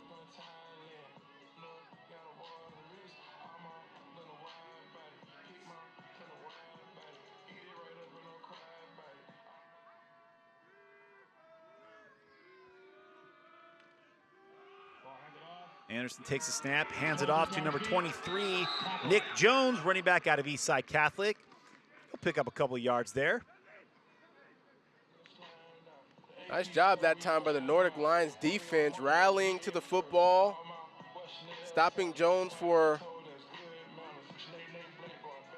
medium gain that time, but we've seen FSP be able to break off these big runs on a consistent basis. That time, Nordic Lions playing a little bit better there, pursuing to the football. Brings up a 2nd and 5 situation. Anderson back at quarterback. He's got Jones to his left.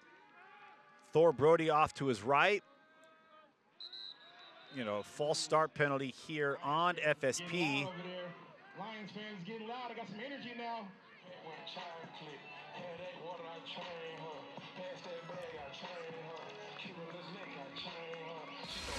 False start there on the left tackle is going to push them back, bring up a 2nd and 10.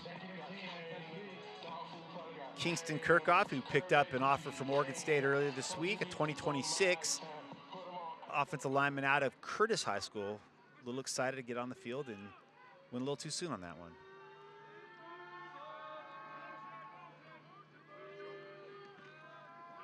Anderson takes a snap, hands it off to 24, Thor Brody. He's going to pick up the first down, out across the 30, almost to the 25-yard line for a first down with just a little bit more than 3 minutes here in the quarter. Thor Brody, of course, out of Ames High School. Freshman, getting into the action tonight. Nice job that time on the first down.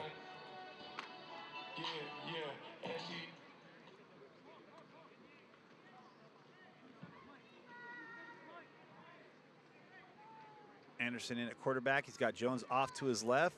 4 receivers. Panatu Patala goes into motion. That ball is fired across to Andreas Nicolaitis, the tight end out of Portland. Won a state championship himself at Central Catholic, the number 3 player in the state of Oregon in the 2026 class, and his first target of the night. Goes for a first down, and Anderson is driving FSP inside the 20 with just about 2 minutes left here in the quarter. Well, they've actually been trying to get him the football on a few different occasions tonight. Haven't necessarily been able to connect, but that time, finding some open grass across the middle, able to catch the football, get down the field for a first down. Good drive here for Anderson, bouncing back after the interception of the previous series. Picked up a couple of first downs, twice on 3rd down. FSP has the ball at the 15-yard line of the Nordic Lions with 1.5 minutes left. Anderson dropped back the pass.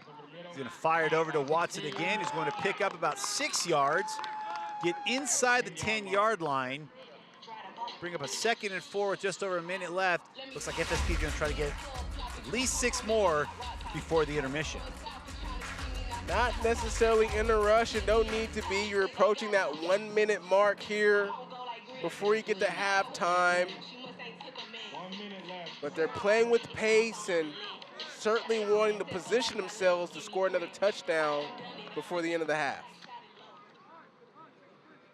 2nd and 3 from the 9-yard line. Anderson at quarterback. He's got Jacob Williams off to his left in the backfield. Anderson's going to hand it off to Williams. Williams is going to pick up a couple of yards. Not going to get the first down. You saw Dalton Anderson, quarterback for FSP, a little disappointed in himself. The read zone play. If the defensive end crashes for the Nordic Lions, he's supposed to pull that and either take it himself or pitch it on an option play to the running back. Looked like there was a misread that time as he gave it to the back on the handoff where he should have pulled it. Anderson's going to get this play. We'll see if he gets this play off in time. Gets it off with 1 second left. He drops back to pass. Looking for a receiver, fakes a pass, and he is going to get into the end zone with no time left on the clock. Takes contact at the 2, gets into the end zone for another FSP score.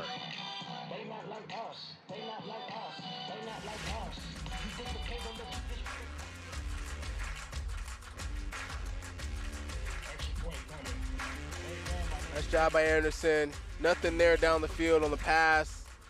Uses his athleticism, makes a move, gets into the end zone for another FSP touchdown. It was a nice job of the pass fake there to loosen up the defender just a bit. Bremlett faces some pressure off the right side. Doesn't matter. For the 7th time tonight, he is connected on the PAT on 7 attempts. As we go to the break, it is 49-8 FSP over the Nordic Lions.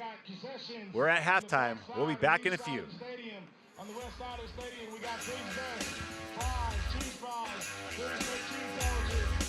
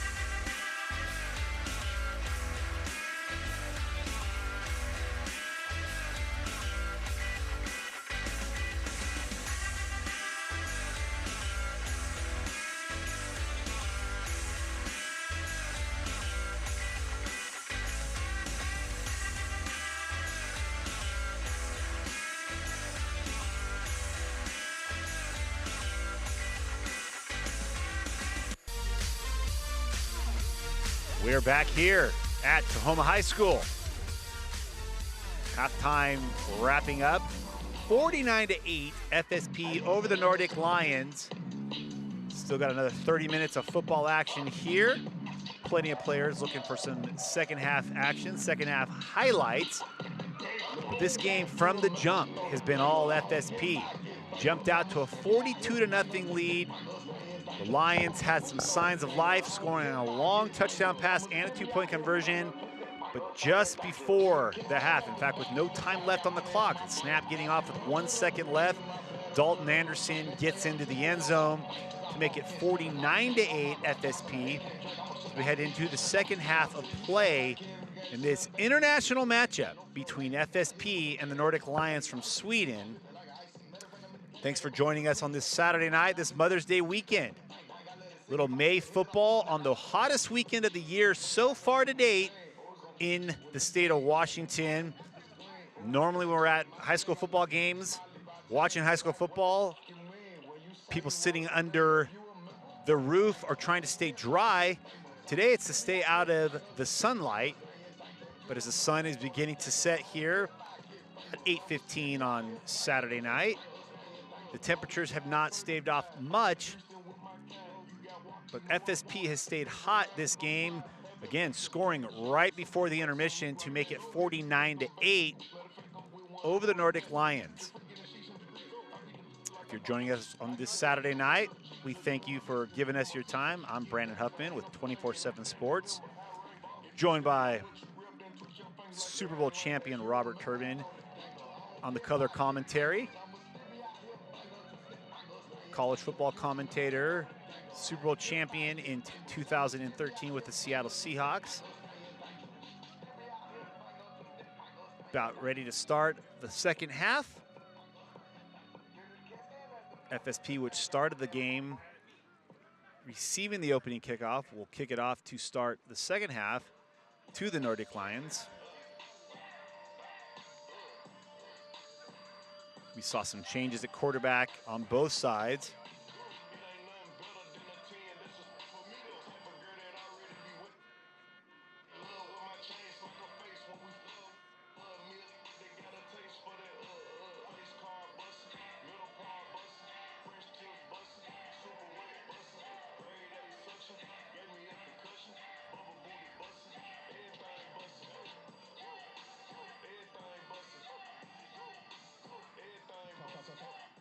Hey, I have a credit card here. Derek J. Watson, I have a credit card up here. Please come see me at the top. All right, second half action about to get underway. I have a credit card. Kicking it off for FSP here is the busiest man on the roster tonight, Scott Bremen. He is 7 for 7 on PATs. He's already kicked it off 7 times tonight. Kick it off for the 8th time. Ball's going to be fielded inside the 10 by the Nordic Lions. They're going to get a decent return out. Looks like they'll get out to about, say, the 25-yard line to start the second half.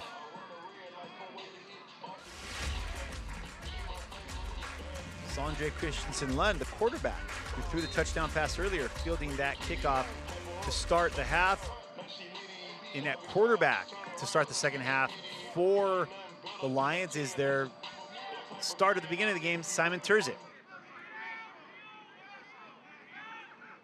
Let's see how they compete here in the second half. Down big.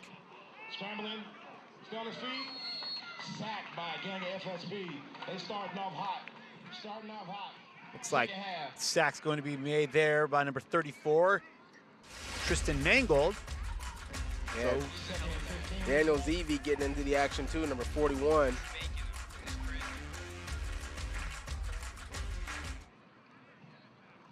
In for the sack. Not how you want to start the second half, although you're down big. Still want to be able to put yourself in position to compete, maybe get something going on this drive, because at this point you're really just playing for pride. Absolutely, and they wanted to go to the air on that first play. This time they stay on the ground. Terzic's handoff goes to number 22, Tom Anderson, but he's not going to get much yardage here. Going to get a couple of yards there. It's going to bring up a second, or should be about 3rd and 8 here on their opening possession of the second half. Line up in shotgun 4 wide right now. Terzic goes to the air. He had a receiver, had a little bit of a bead, but just outstretched the hands of Oscar Carlson. Well, they tried to snap the ball quickly there. You see FSP's defense not quite set and ready to go before the snap. They tried to take advantage of that. Just weren't able to that time on that 3rd down attempt. So that brings up a 4th and 14 situation. Nothing doing for the Lions on their opening drive of the half. So Eric Pedersen gets back for the punt. He's going to punt that ball away to number 7, Jaden Rice Claiborne.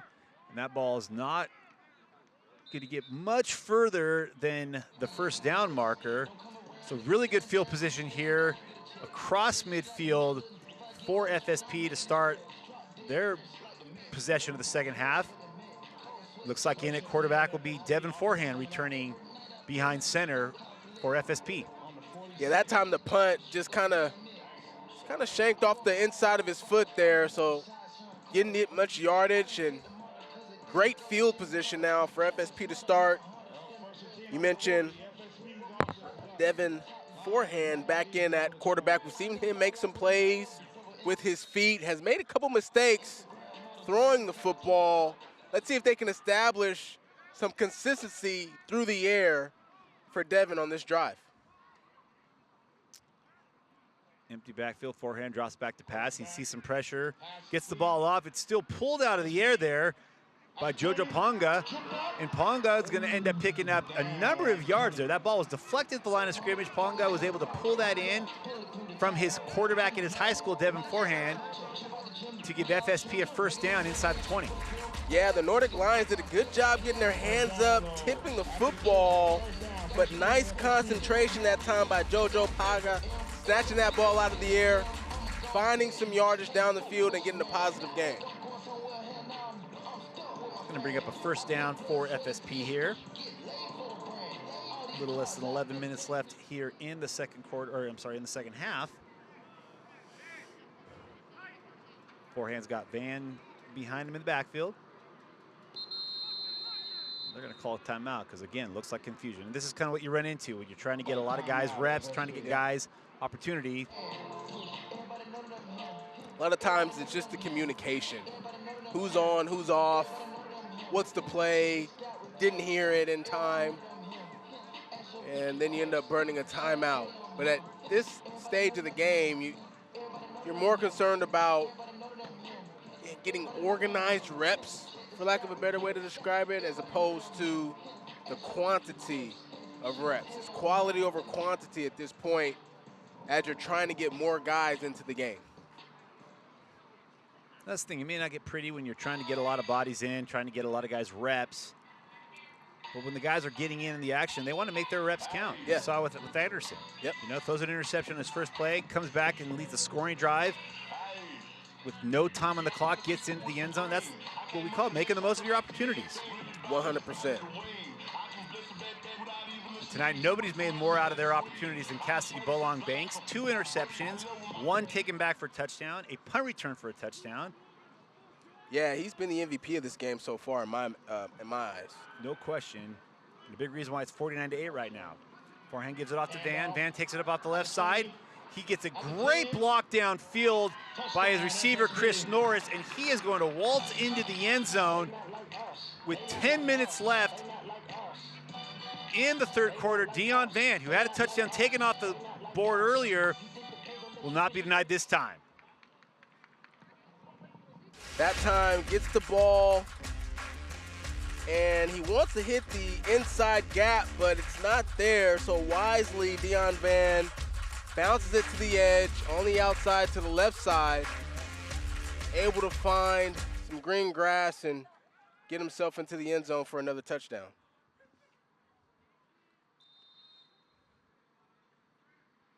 And again,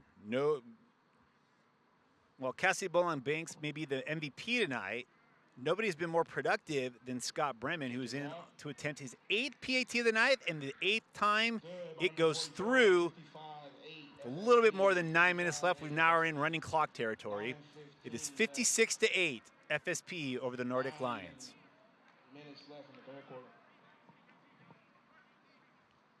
You know, when you're on the winning side of it, and you were on this in the Super Bowl 10 years ago, and you get a lead this big, what's the sideline like? Especially when you're playing for the Lombardi Trophy. But I got to imagine it's a pretty festive atmosphere. It's pure entertainment. I gotta be honest. It's pretty fun, especially in that atmosphere. You're playing for the Super Bowl.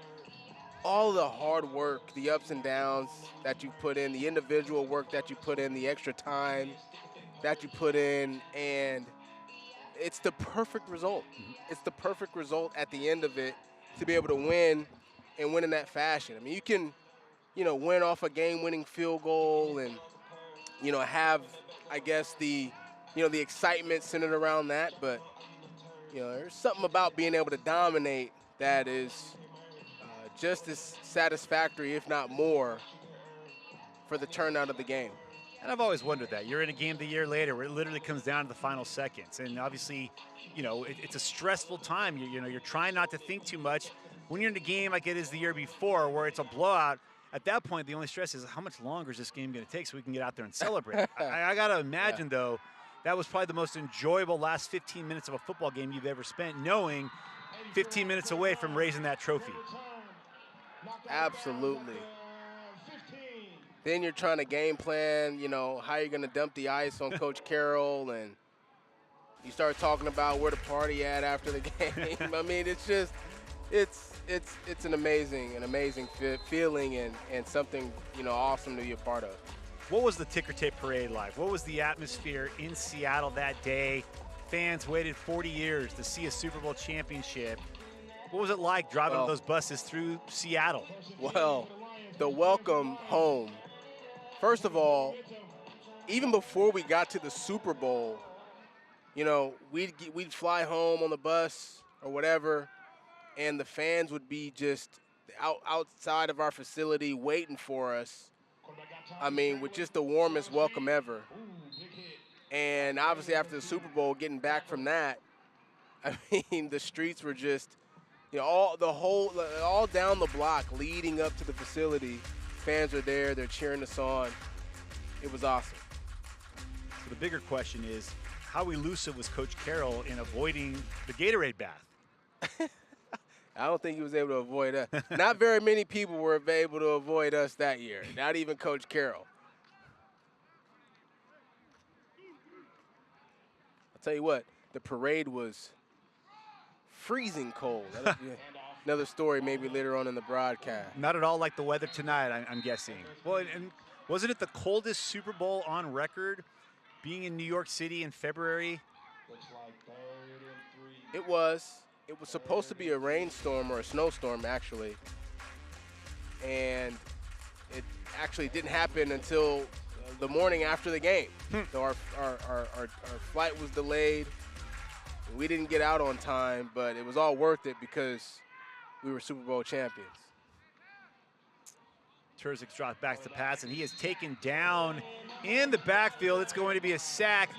A number of players in on that for FSP. Number 12, Keegan Howard, one of the players in there. Looks like number 15, David Schwurzel, the number 2 player in the state of Washington in the 2026 class, also involved there. But the FSP defense, you know, they gave up that score, that long catch and run to wipe away their shutout. Their last 2 defensive series, they've been bringing the heat. No quit from that defense tonight. You know, usually in football, when there's a huge discrepancy like this, generally, this is not all the time, but generally, it starts up front on the offense and the defensive line. If you're not able to match up there, then you ultimately have no chance. Right now, it feels like, at least from a defensive standpoint for FSP, they're really overwhelming the offensive line for the Nordic Lions, and it's been like that all game long.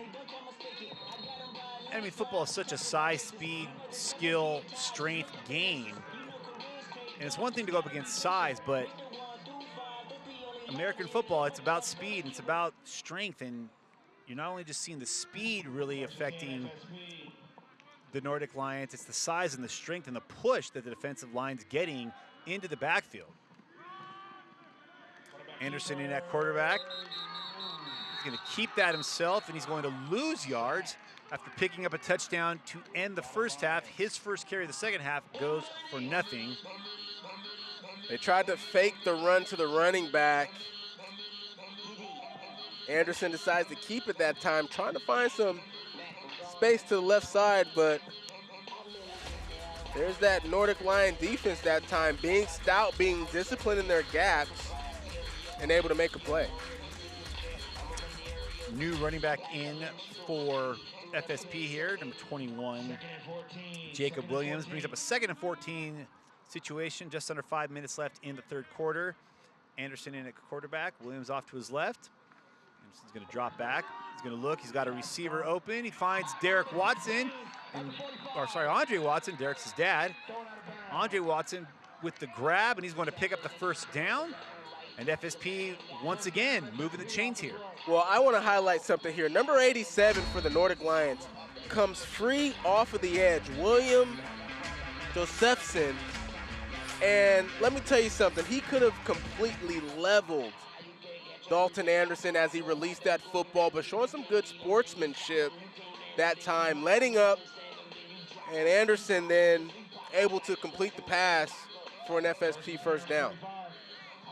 Nice tracking of the ball there by Watson, who's able to reel it in, showing off some great ball skills. He's an all-league performer up at Seaholm High School in Bellingham, Washington, just south of the Canadian border. Penalty here on the offensive line. Looks like we're going to get a false start on FSP. So the bigger question that I have is, how much gum did Pete Carroll go through in any given game?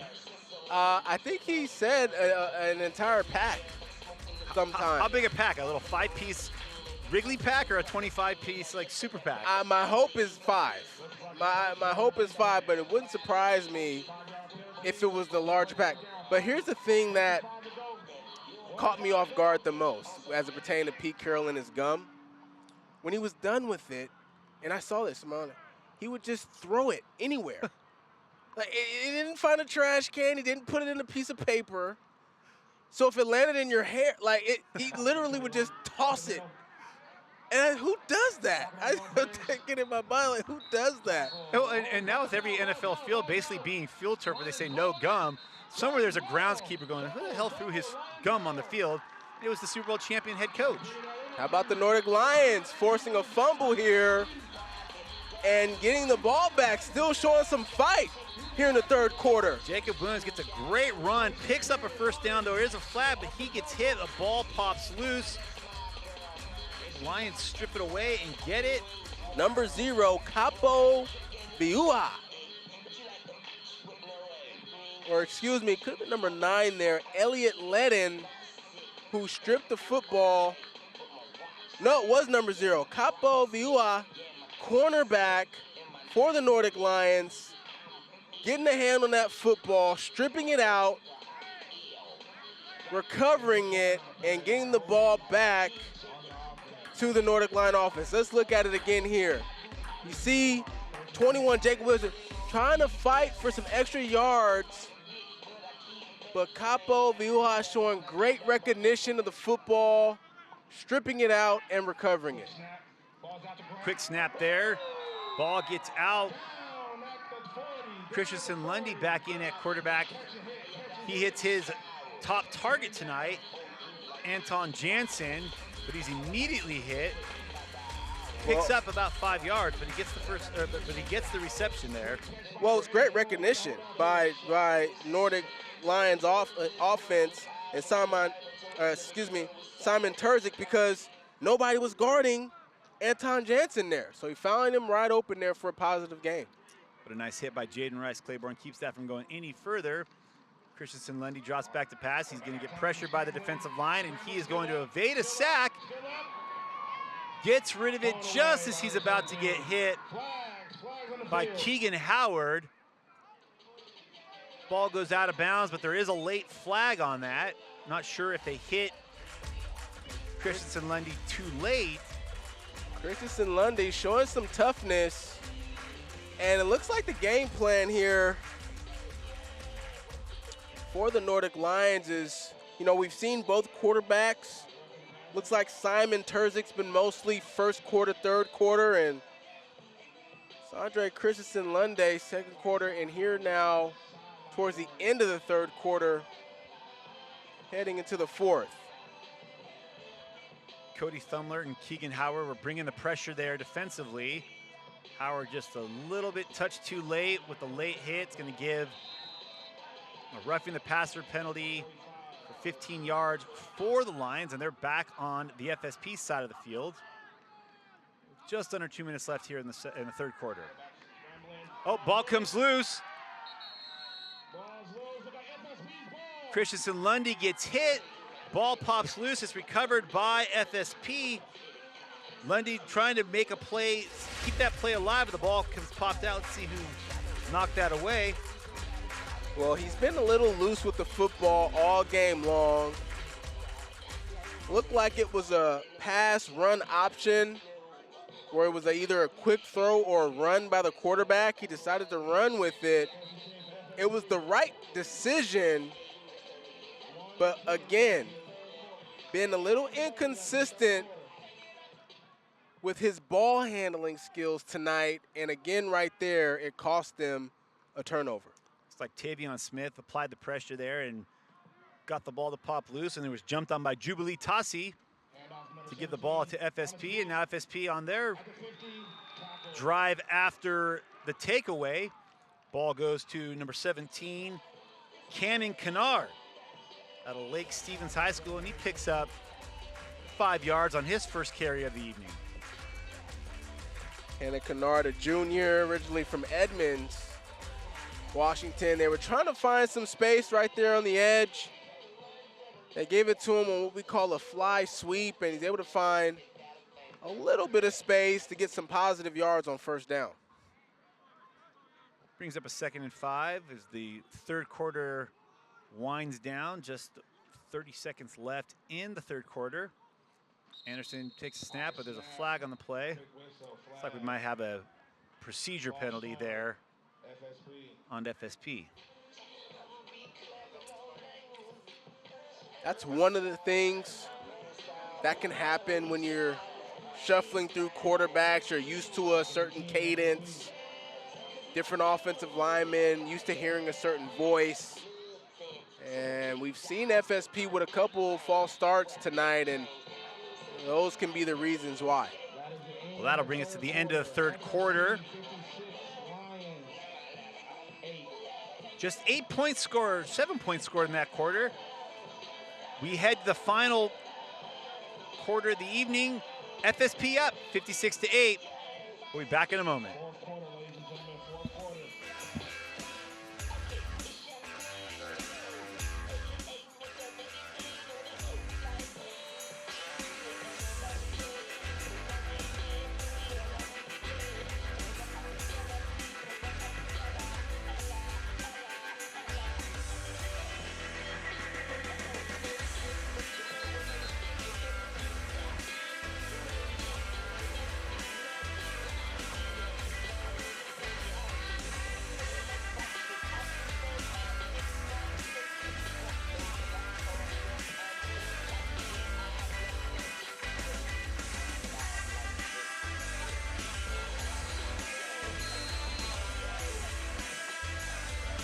Fourth quarter underway here at Tahoma High School in Maple Valley, Washington. FSP, based out of Bellevue, Washington, taking on the Nordic Lions. Dalton Anderson hands the ball off to number 23, Nick Jones, who runs it up. The 30, at the 20, at the 10, the 5. Touchdown, FSP. Nick Jones with the score. Nick Jones that time gets the handoff, going to his left side, finds a crease, does a good job getting downhill, but the best part of that run, outside of making a couple people miss, was how he was able to keep his balance. Let's take a look at it here. See 2 offensive linemen pulling in front of him. He gets downhill, makes the cut inside. Now he shows the burst of speed, starts to lose his footing there, but able to keep his balance to be able to finish it out for a touchdown. Great job that time by Nick Jones. And I know we've criticized the blocking by the receivers earlier. Oh, we got a little trickeration here. 2-point conversion is good. The holder, Cannon Kennard, finds finds Titan McNeil on the 2-point conversion to make it 64-8. And folks, if you are a fan of high school football, get to know the name Titan McNeil, a 2028. He's an 8th grader right now, originally from Boise, Idaho. Will be playing at Eastside Catholic. He will head into high school already holding a couple of offers, with his first 2 offers coming in this week, including the California Golden Bears on Friday for an 8th grader. Unreal. Haven't even been in the high school yet, and you've got collegiate schools already offering you an opportunity to play for their program. Just shows you the talent level that this kid has. And I'm going to throw a comparison here. talking with Tracy earlier in the week about Titan, he said this kid will be an All-American football player if he doesn't grow too much in basketball. And Tracy would know because about 7 years ago, he had a quarterback on his 8th grade 7-on-7 team who was a basketball player, but this young man playing quarterback was about 6'4". That fall, he helped O'Day High School win a state championship. The next thing you know, he was 6'10", being recruited by everybody to play college basketball. Ended up being the #1 overall pick in the draft in 2022, Mr. Paulo Banchero for the Duke Blue Devils, and then the Orlando Magic, the Rookie of the Year. But Paulo was a quarterback until he outgrew the position, and that's what Tracy said about Titan McNeil, that if he doesn't stop growing, he's going to go the hoops route, but already with football opportunities as a middle schooler. Well, Paulo Banchero got a chance to interview him.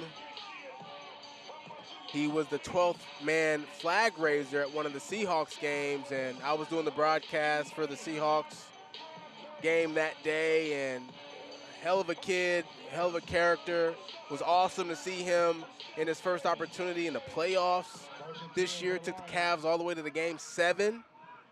And listen, I love football, but basketball's not a bad route to go. No, not at all, especially if you end up the #1 pick in the draft and go play for Duke. Well, what's crazy about Paulo is he was the #1 player in the country in the 2021 high school class. That same year, the #1 player in the country in football was another kid from the Seattle area, JT Tuimoloau, now at Ohio State at Eastside Catholic. Those two were best friends, played on the same 7-on team, played on the same AAU basketball team.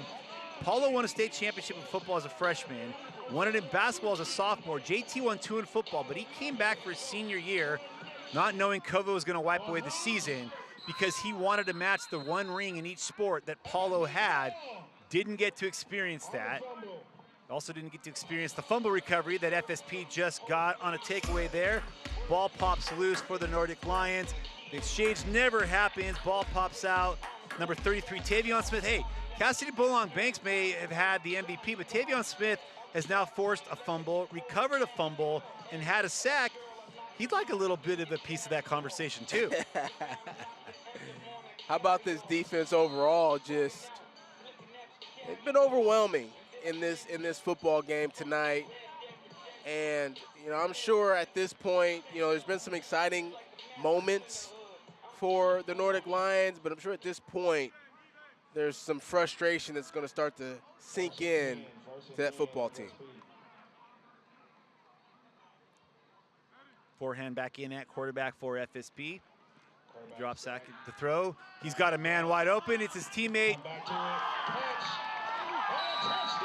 No, this time it's Andre Watson, his FSP 5-star 7-on-7 teammate, and he finds him.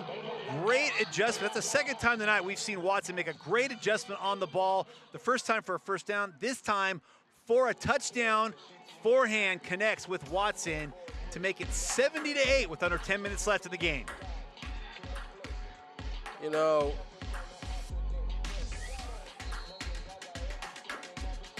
This program at FSP has really just done a magnificent job of, not only putting great talent out there, I should say, as the field goal kick is blocked, but, really teaching these guys about things off the field as well, as far as, preparing for, even though they're young in their careers, they're still putting things in place to prepare these guys for the time and the days that they're not going to be playing football.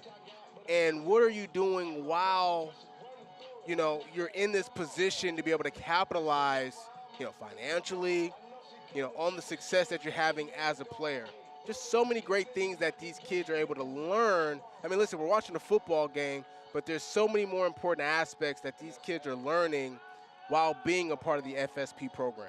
Academic counseling is a part of the process. Like, you have to have grade checks at FSP, whether in the 7-on-7 program, the spring league. They have counselors available to make sure these guys are getting it done academically so that they can reach the highest levels in football and be able to play in college. And, that's something that not everybody focuses on. That's not something that everybody makes as a priority, but that's something that FSP has prioritized from the jump. Is they want these guys to be well-rounded, not just football players, but to be legitimate student athletes. FSP. 100%.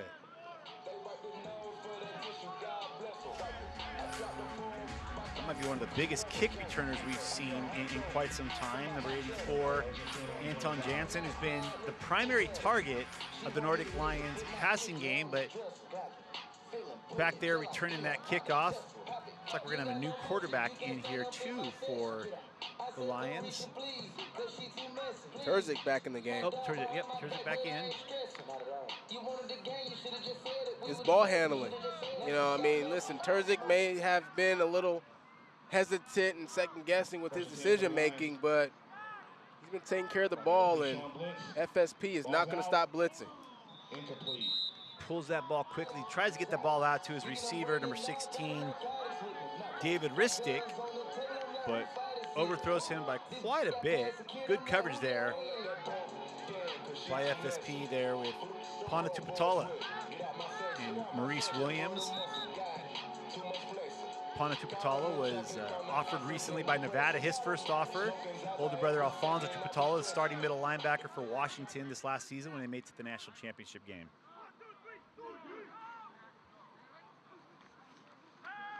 Pass by 17, incomplete. Terzic's pass is going to be deflected, knocked down there by Daniel Zieve at a Kamiak High School, Mukilteo. He's having a nice little game here, a couple of pressures for him. He's overshadowed a bit by two of his teammates. Teandre Waverly, who also plays for FSP, tight end with 20-plus offers, and then Victor Sanchez. So this is an opportunity for Daniel Zieve to make some plays, and he does right there with the deflection. Quarterback complete up the middle. Tackled by a gang of FSP. Pocket collapse on Terzic. He tucks it and runs it. Doesn't pick up the first down, picks up about 7 yards, maybe 8 yards. Brings up a fourth down, maybe about 6 yards. Brings up a 4th and 4. 6 minutes left in the fourth quarter. FSP up 70-8 on their guest from Sweden, the Nordic Lions. It's going to bring up a punt situation here for the Lions. Eric Pedersen's kept himself busy, and he can't keep that snap down. He's going to go down there inside the 20. It was either jump on the ball or get taken down by Robert Moses or Zion Moimoy. And he wisely just jumps on the ball. And that's going to give FSP the ball inside the red zone with 5.5 minutes left in the game and a 62-point lead for FSP. Very wise that time just to fall on it. Smart play. Otherwise, he may have gotten blasted if hadn't he not just fallen on that football. FSP in good position here again to be able to pay dirt and get in the end zone again tonight as we head towards the final minutes of the fourth quarter here. There was a business decision made there.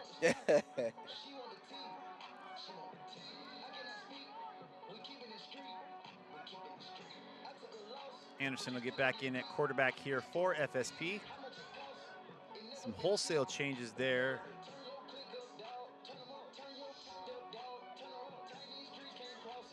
Across the line of scrimmage there for FSP. Offensive line, I don't think realized that it was time to come out in the field, but they now get out there. Anderson will take over just at the, looks like they didn't quite get inside the red zone. They're about the 21-yard line. 4:15 left here in the fourth quarter at Tahoma High School in Maple Valley. FSP's up 70-8 on the Nordic Lions. Anderson takes a snap, scans the field. He finds his receiver, Titan McNeil, the 8th grader, heading to Eastside Catholic. Already has a 2-point conversion reception. Now picks up his first reception in this drive. Puts the ball at about the 15-yard line. Bring up about a 2nd and 4 here.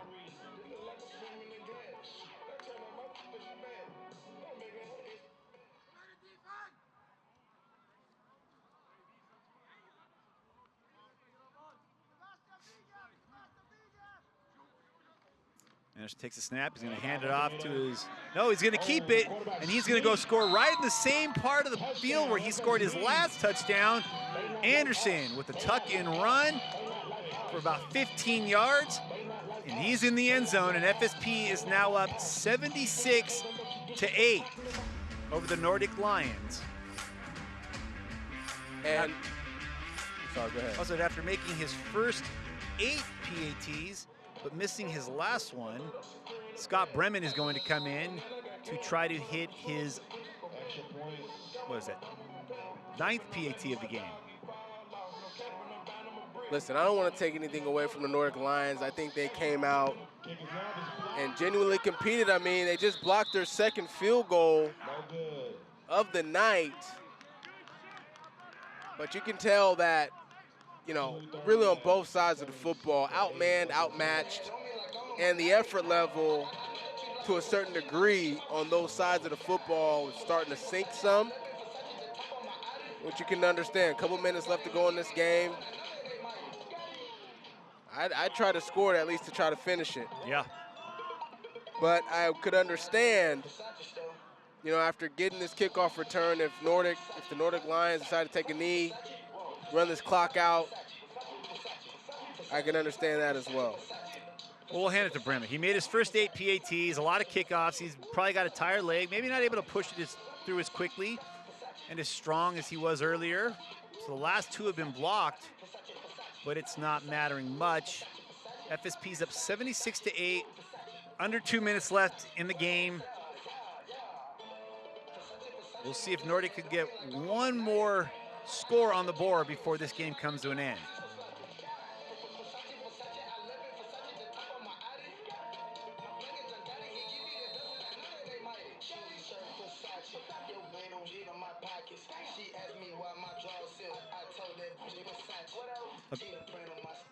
Kickoff by FSP.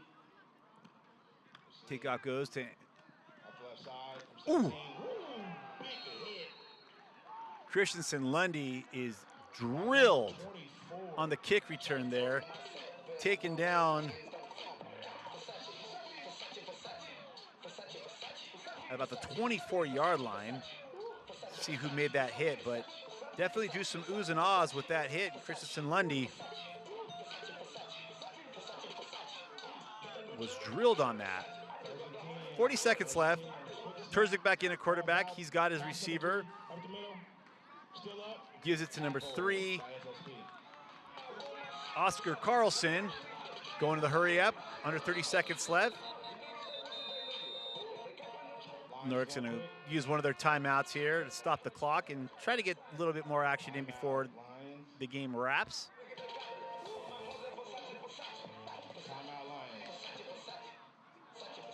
So timeout Nordic Lions, 76-8, FSP over the Lions on a picture-perfect, gorgeous May football evening here in Maple Valley.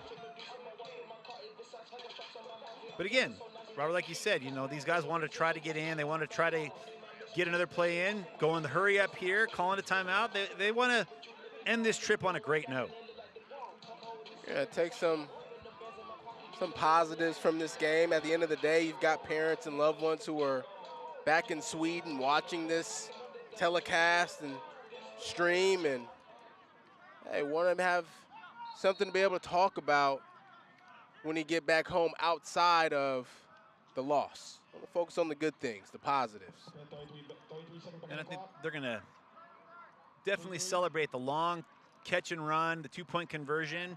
Definitely some bright spots here for the Nordic Lions. Shows them a little bit what they need to work on if they make a return to the States to play, but a great experience for both sides tonight. Terzic looks for his receiver, Oscar Carlson, but that ball comes up short. Going to bring up a 3rd down. Clock didn't start on that. There we go. Looks like they're going to take some time off the clock. Nope.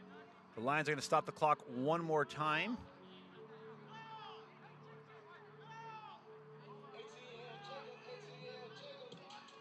Fans not happy about these timeouts being called by the Nordic Lions, but you can understand they want to maximize every second that they can. Oh, and he does, just comes up short. He goes back to Carlson for the third straight drive. Carlson cannot come down with it on the sidelines for an incompletion. I think fans just want to get home to see if they can see the Northern Lights again tonight. Yeah, exactly. Exactly. It's going to bring up a 4th down, 4th and 10 for the Lions, using their final timeout of the game with this running clock going. 13 seconds left here. Turgid's going to make one more attempt at the end zone, or at least getting him near the end zone. He's going to find his receiver, number 2, Kai Revelius, who's going to pick up the first down, but the clock is going to run out without the Lions able to get off another play, and that is going to do it from Tahoma High School in dominating fashion. FSP beats the Nordic Lions from Sweden 76-8 in the first international matchup between FSP and the Nordic Lions. A dominating effort from the jump for FSP. Robert, give us your take.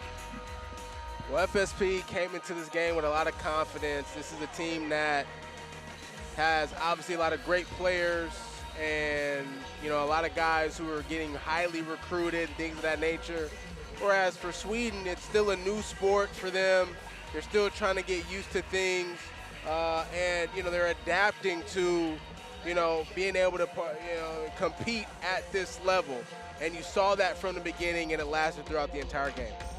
Dominating effort on the offensive side of the ball, dominating effort defensively and special teams. There's a touchdown early, a long time ago by Nolan McWilliams, the first one on the score, but our player of the game tonight is on the defensive side of the ball and the special teams, Cassidy Bolong Banks, which you see right here with his punt return for a touchdown.